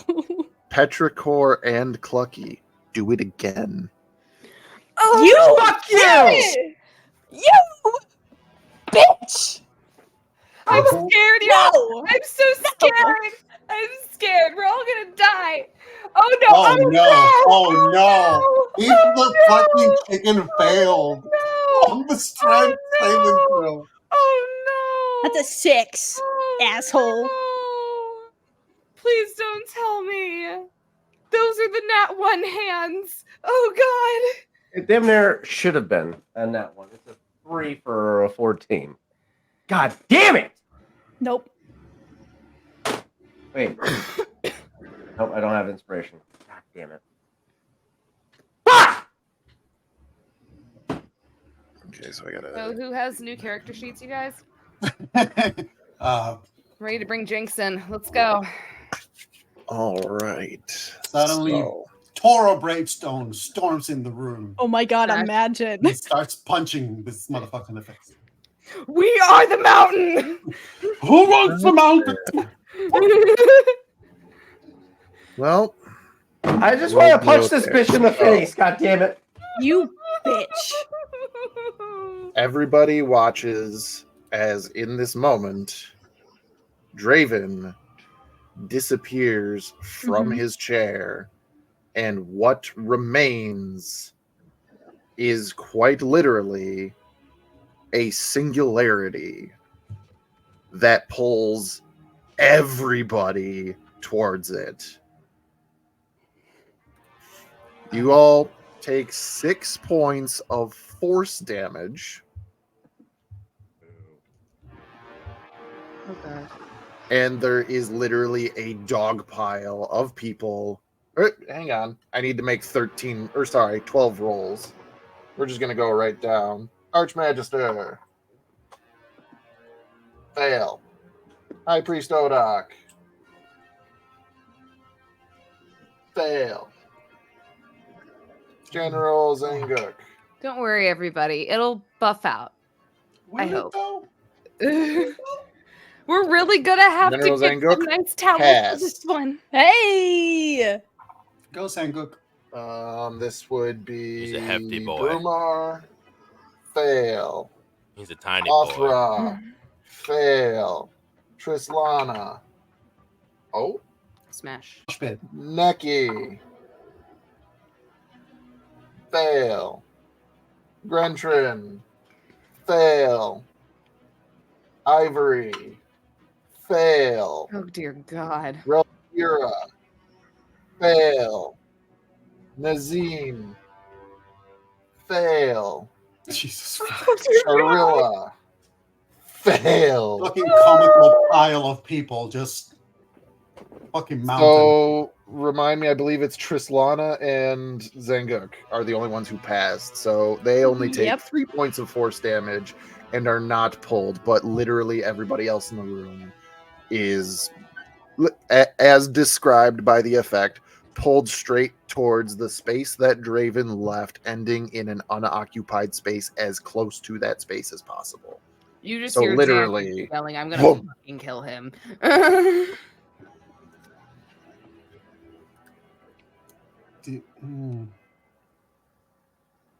I would like to enter a rage. You may. And I'm giving each of you a single action as a great club is pulled from the doors. Mm-hmm. Uh-huh. Wait, a great with club my pull from the doors? rage, He's The opening doors the were door. barred by a great club. Draven is standing in front of this, opening the doors. Clucky, entering his rage, uses that momentum of his rage to propel himself forward using his wings, taking flight immediately. So I'm not going to send the map because we're not going to get to a point where the map is going to really come into play. Have him make a But- strength saving throw. Clucky, you are 135 feet away from the door, which is where he is. how far? This room is huge. It is. It is a the- very large, auspicious room. This spell didn't knock him prone, right? It just pulled him towards No, the it just source pulled of the you- spell. Yes. Okay. Okay. Cool. Bitch, and you're giving. So, my relentless rage gives me 25 Wait. feet, or not my relentless rage. My instinctive pounce gives me 25 feet with if Mhm. I use my flight. That gives me 75 feet. You said I'm 135, so I'm gonna have to use my action to dash to get all the way to the door. You would So- technically be 10 feet shy.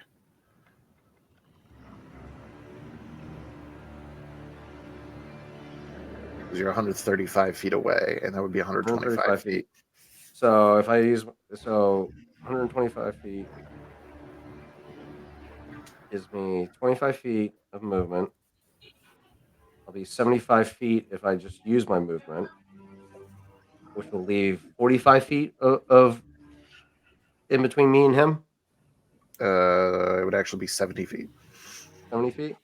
Yeah. What did you do?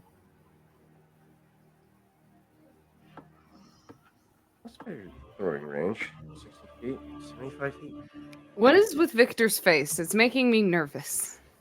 I have need an to idea. check I to have see if So- there's smart opening. idea. Clucky is getting close, but no cigar, is what I'm hearing. Clucky is going. Yes, he's going to get close, but he's going to take out a javelin and throw it at the From door. that 70 feet away. Yeah, What is the Throwing range it of a at- javelin? javelin is 30 feet without disadvantage, 120 feet with disadvantage. Fair. Up to. Okay. So. Okay. Let's roll.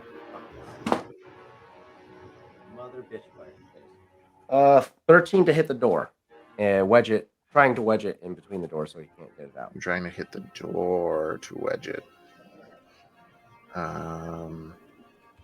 Not Specifically Rumar. to wedge it. Door. Yeah. With a 13. 13. Hit.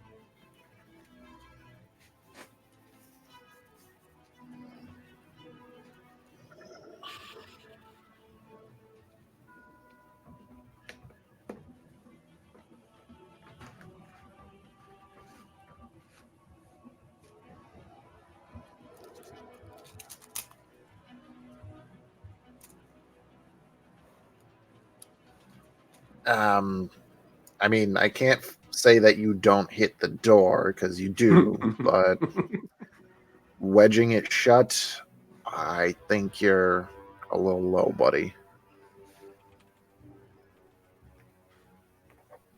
How far away are we from the door again? Roughly, give or take, 135 feet. That is from the point that Draven left. You are all basically dogpiled as close as you can in a little circle. Yep. If I Oh, all I got. Just to Xanthi's gonna cast Wall of Fire in front of the door.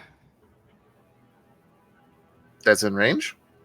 I believe so. Wall of Fire is 120 feet. just 135. So it would be behind him. I mean, you could You walk, gotta move. run closer. Yeah, I could. Oh, that's true. Yeah, you can close the distance with your movement. Yeah, okay, yeah. So you could quite literally put it right up against the door if you wanted to. Actually, instead of right up against the door, could I put it in a ring around him? Yeah. Don't do that.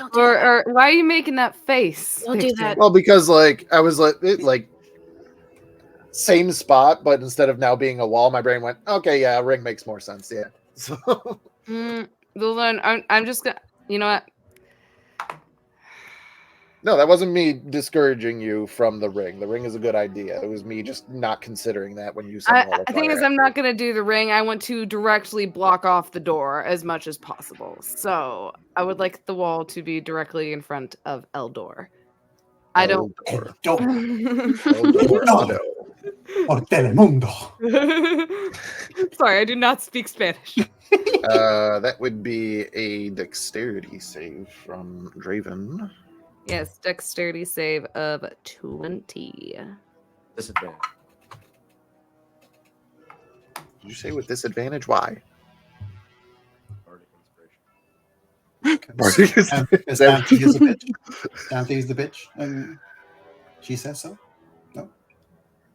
Oh goodness gracious, y'all are I funny. am ITGIRL. You know I am that girl. Material girl.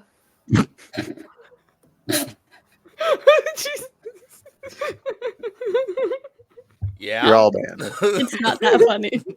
I don't know It's why. kind of that funny. It's just a girl. It's just. I don't know why, but I love saying the word girl. It's just Squirrel. it's a I don't know vibe. why it was so Xanthi, funny. go ahead and roll some damage. Delicious. That'll be 5d8 plus what? Yeah, 5d8. 6 plus 7 plus 6 plus 5 plus 6. Stop it. Stop it. 1d8. 2d8. 3d8. 4d8. Is she keeping count? Is what I'm wondering.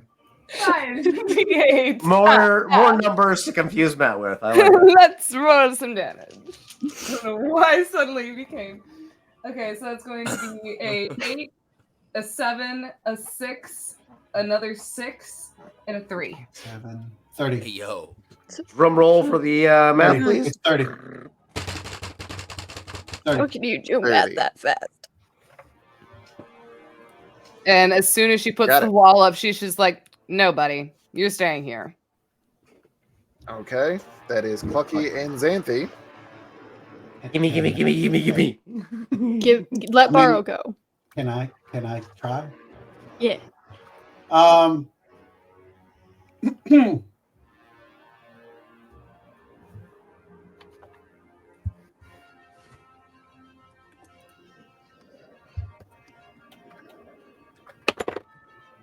Does a 22 hit? Yeah. Oh, that's wonderful. Can you roll me a Constitution saving throw? Mm-hmm.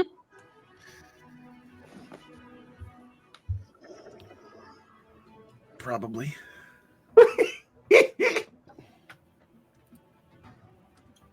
What's the Monks, DC? man.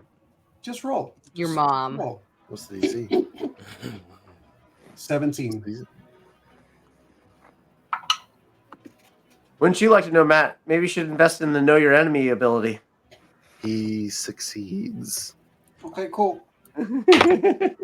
Does a 25 hit? Yep, it does. Oh, can you roll me another Constitution?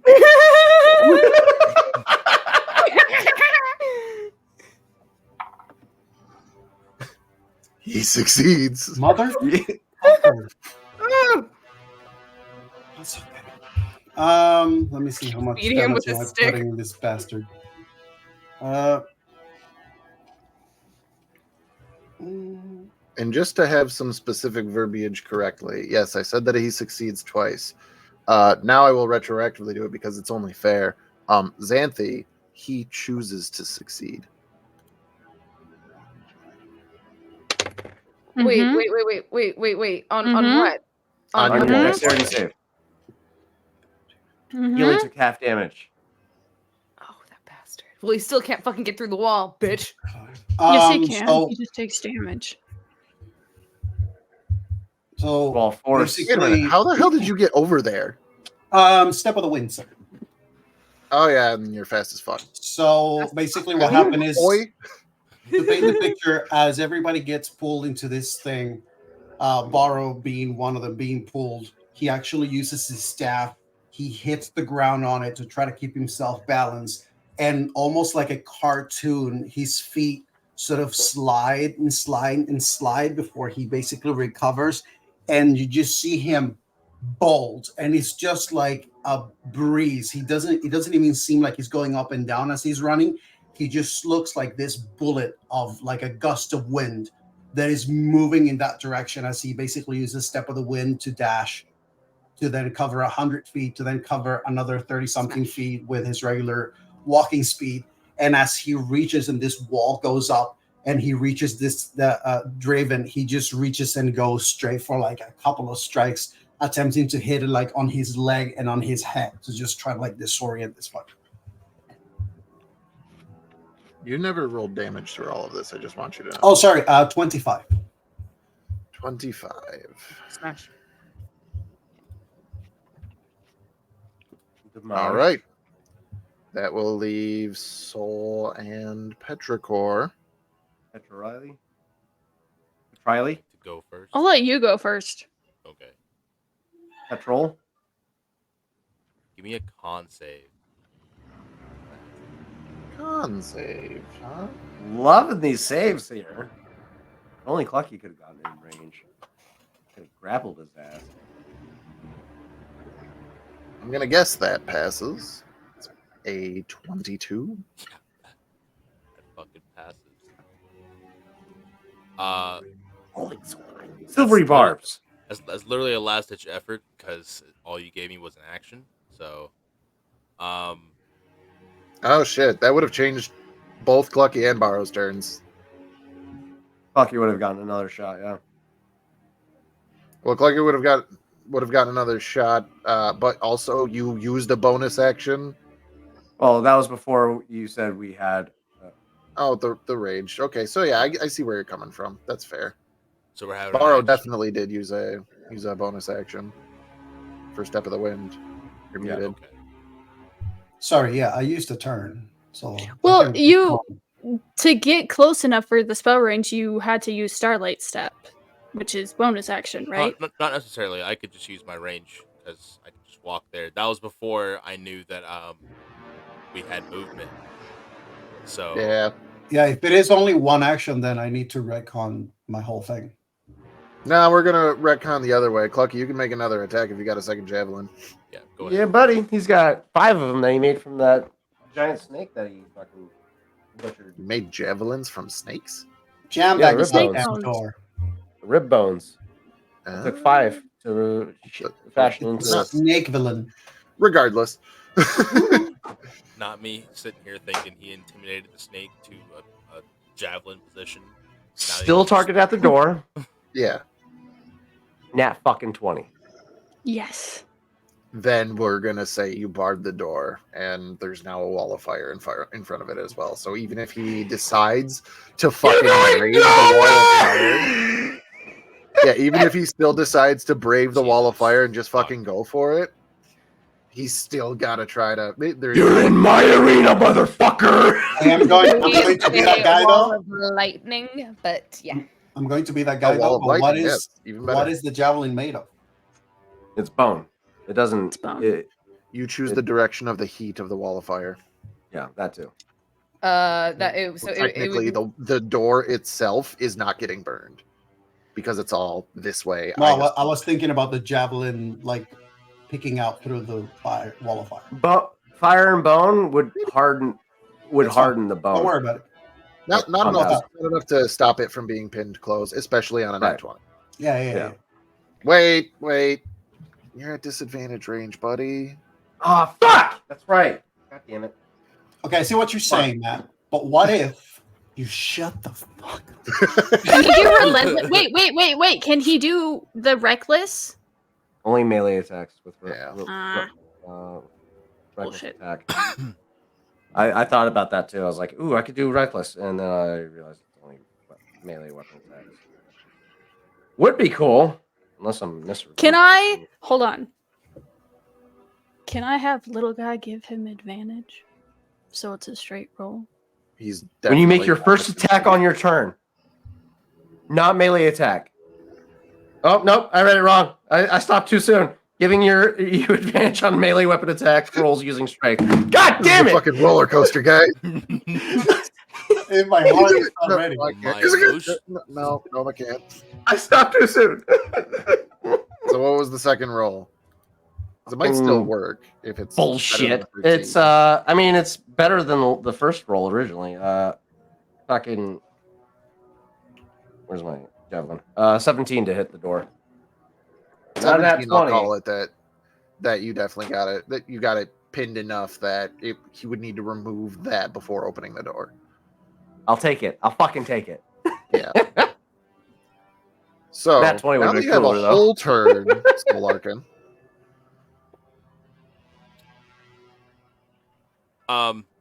Well, I really can't do anything more anyway. But I will voice what you see. The instant that the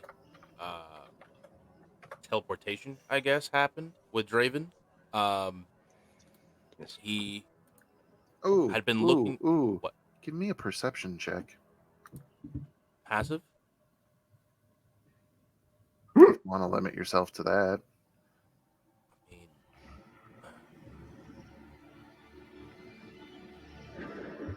Ooh. all right.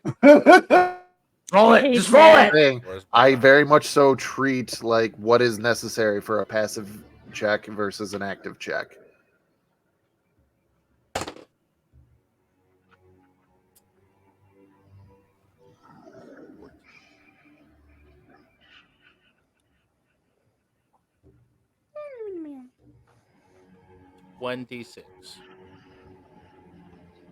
I said singularity when he did teleport. And you were able to peek through it into the astral sea.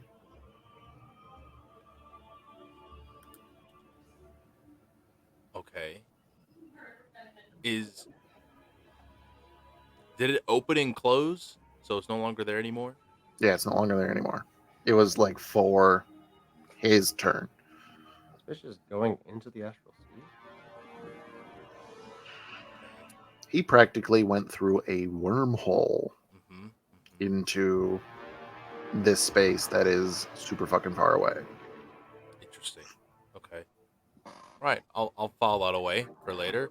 But that instant that he had seen that, he had been using his honed senses in the astral sea to try and find where he might have exited. Seeing him at the door, Starlight stepped closer and tried to cast Puppet on him, but he succeeded in that, and that is all that he can do. So that is what you have. And Since it's not an attack, I can't use an extra attack, or unless Petrichor. it is an attack. Wait a minute, say again? Is Puppet considered an attack per I se? mean, it's a casting Oh. a spell.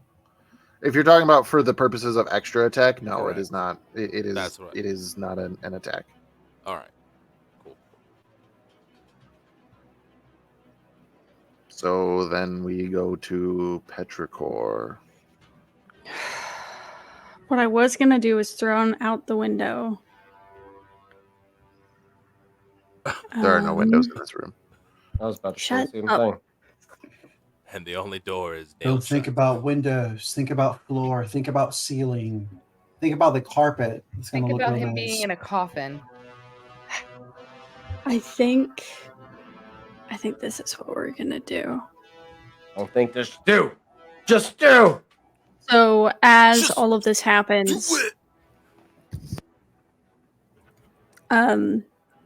Using the dagger that they got is going to bonus action Misty Step 30 feet closer and then use their movement of 30 feet to get 60 feet up, which is 135 roughly 70 feet, minus 73 feet. 60.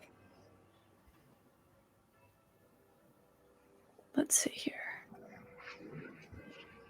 135 minus 60. It's not far enough. 75.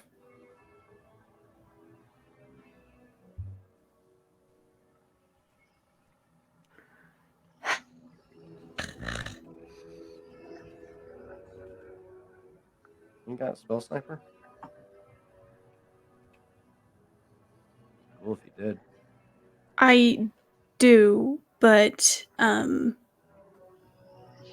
it only works on attacks. So it only doubles my range on attacks. It doesn't.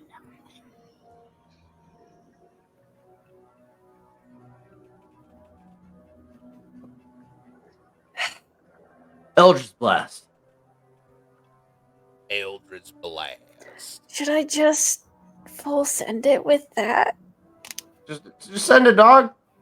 It's the end of the session. Let's go. Just pull the trigger and run. Yeah.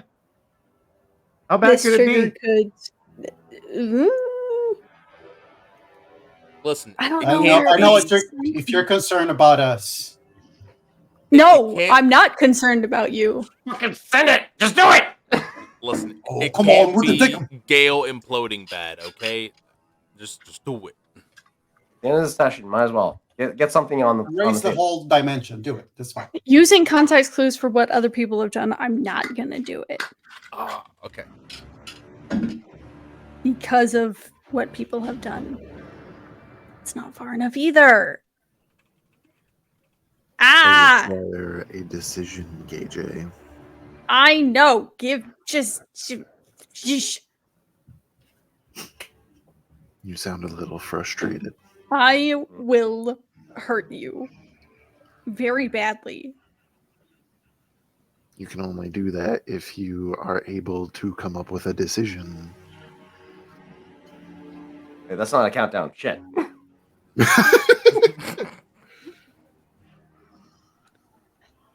Motherfucker. I have nothing.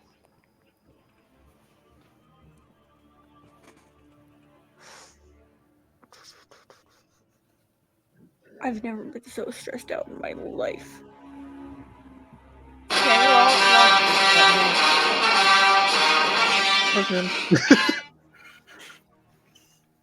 Is that your alarm to wake up, Tarzan? So that was the alarm for the 10-second timer.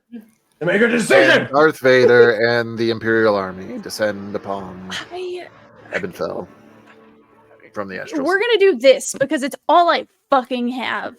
Yeah, I'm look at that. throwing the dagger that doesn't do physical damage but does psychological. There you go. That's Yeah, something. fuck his head up. He's been fucking with your head. Might as Because well- the other one, if I roll an 18, 19, or 20, casts banishment. So we're not throwing that one because who knows where he's gonna go if he fails that save. So we're just throwing the one that does psychological damage. There you go. You made That's a the decision. dagger. Then when he gets stabbed on you, he says, "Those pants look too big on you," and then you go, "Oh no."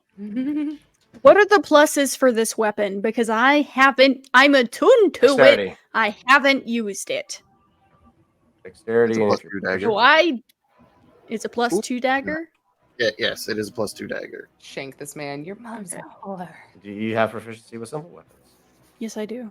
Are you kidding me? Yeah. Did you just ask the cleric paladin if I have And you can proficiency in use simple Every weapons? weapons? every single character is proficient with daggers at the very least. Cool. Now you can use proficiency dot and your dexterity. I don't know. I had to be certain because you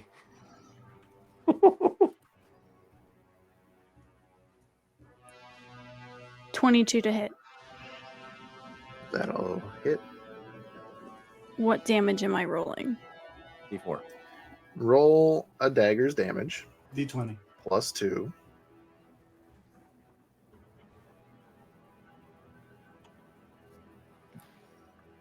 Six. 6.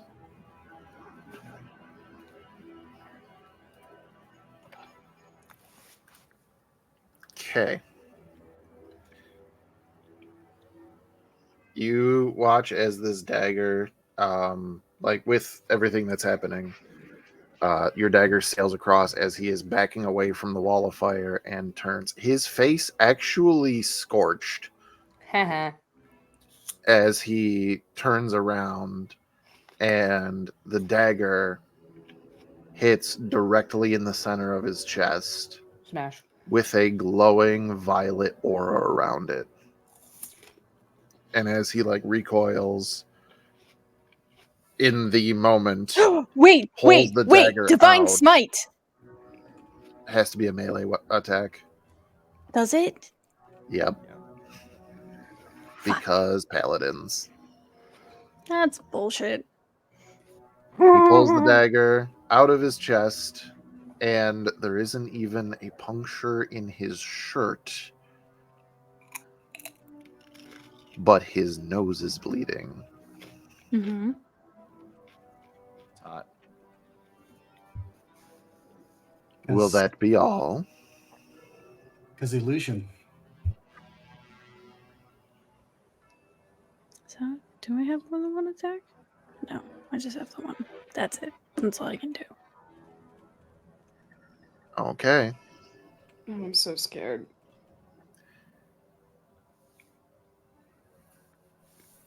Draven, holding this dagger in his hand, looking at this room as the Counsel of Ebonfell is now gaining their bearings and looking in the direction after being dogpiled on each other. Smash. As Draven looks at you, the burning flesh on his face slowly coming back to its normal appearance. And he snarls with 2 ivory canines, looking right at Petrichor. It would have been so much easier if you would have joined me, Riley. But now, you stand with them. And as he inhales, I need everybody in this room to make an intelligence saving throw. I think when You- he says that, it actually pulls Riley to the front. Then Riley needs to make an intelligence saving throw. I think it's the same no matter which one it is. Not gonna end well. Xanthi. No one in this room has counterspell, goddammit! Actually, I do. Counterspell? You can't tell that he's casting a spell. Fuck! Gentleman of beautification, this motherfucker is keeping himself. You said intelligence saving throw, right? Fucking spot. What are the Fuck these odds? fucked. Xanthi fails with an 18. God damn it. Mm-hmm. Soul Fuck. fails with an Failed. 18. Fuck, you failed. 3, 4, 5. Huh. Borrow and Riley, try again. Mother. Mhm. Can I make it a flat roll with little guy, or is it too fast? It's not about Like- advantage. Well, this also is a a save. saving throw. Yeah, and this is also not an advantage kind of deal. It is rolling again and taking the lower of the 2. Wait. I have fucking advantage against spells and magical effects. Due to Robe of the Archmagi. So you could roll again and see if you get Sure. higher than that 18.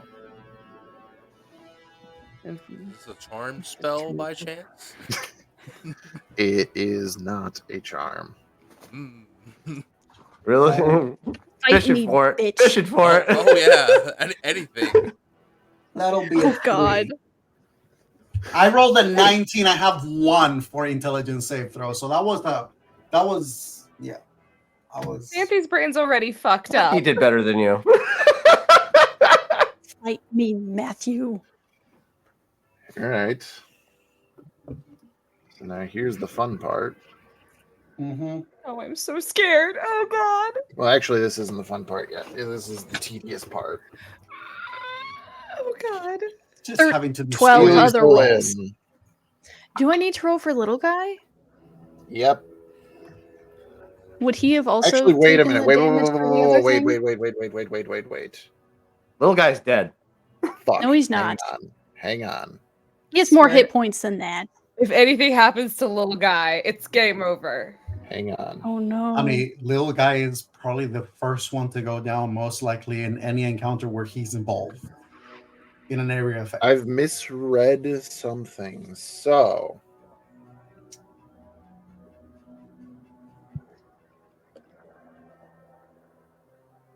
Riley would not roll. 1, 2, 3, 4, 5, Only a 6, certain number of creatures can be. 7, 8.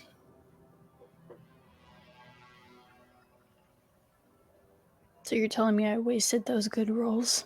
9. Goddamn right How you dare did. Story of my life. I cast recycling Sorry. on those rolls. Says apologies from me, but I get to choose 10 creatures. And there's Oh. a lot more than 10 creatures in this room. And the other 10 creatures are also very powerful. No? Who's to say that some of them aren't in on this little scheme? We We don't just know. turned our backs to them. But I hit the motherfucker, so I'm happy. I burned his eyebrows off. I stopped them from leaving. And then they so- grew back. Yeah, I know. That sucks. I'm gonna do it again. Door ain't getting open now, baby. Good luck. That also means we're trapped in here with him, so. No, he's trapped in here with us. Exactly. You think he's going out muscle a rage-fueled Clucky? I don't think so. Yeah, but Sir, he's we are definitely up. level 13. Don't matter. He can be as powerful as he wants with magic. He can't do shit if Clucky restrains his mouth. We all know that we're gonna defeat him with the power of friendship, so it's gonna be fine, you guys. It's like, just think of it as like another episode of Naruto or One Piece. Oh, there's people that die in that too. Okay, now is the fun part. Click button. Mm-hmm.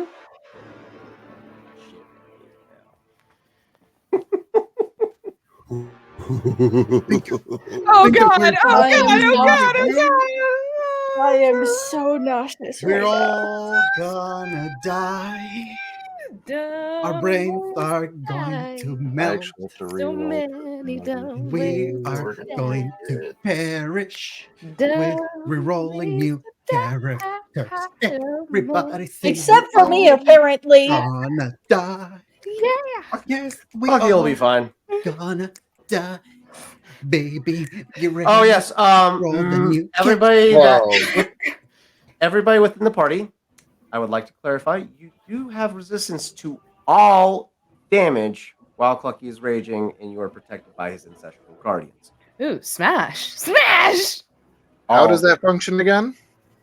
All damage while raging, Clucky's ancestral guardians grants resistance to all damage, not just physical damage. Smash. Reaction, right? No. Oh. This is It's a a constant constant. protection. What's What's the the radius? range?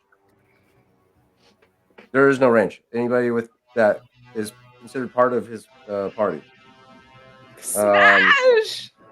Until the start of your next turn, the target has disadvantage on any attack rolls that isn't against you. When the target hits a creature, only the target.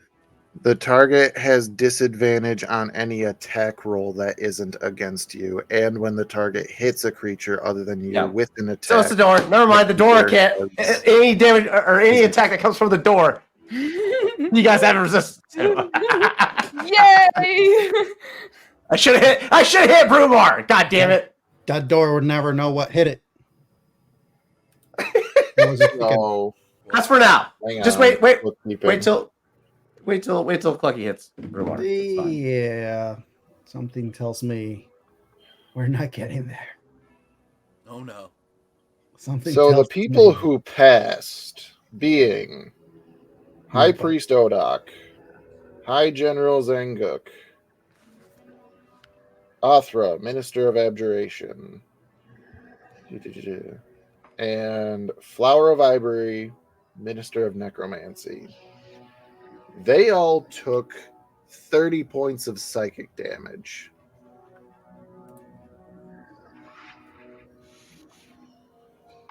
To the party, minus Riley, since you have all failed, and including Archmagister Zeely Solin, you will all be taking 60 points of psychic damage, and you are stunned.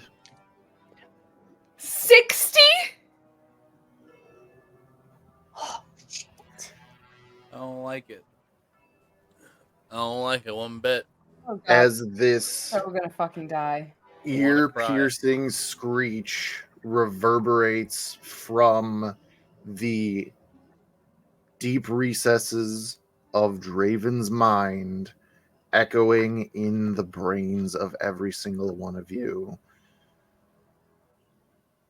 And as you are all stunned, and Draven looks at Riley, their burn wounds healing yet again, wiping blood from their nose, and a toothy grin on their face. That is where we will end tonight's session. Oh my god! Yep. Thank you, everybody, for tuning into tonight's session of 2B Diced Adventures, presenting the Dimensional Dial of Dr. Diago. Next week, the showdown with Draven Kuragari, Oh my god. the enchanter, buddy. behind the coup in Ebonfell. I have been your gracious host, Matt, also your Dimension Master. We all thank you very much for tuning in. Until next time, good night. Bye. Me. Fuck.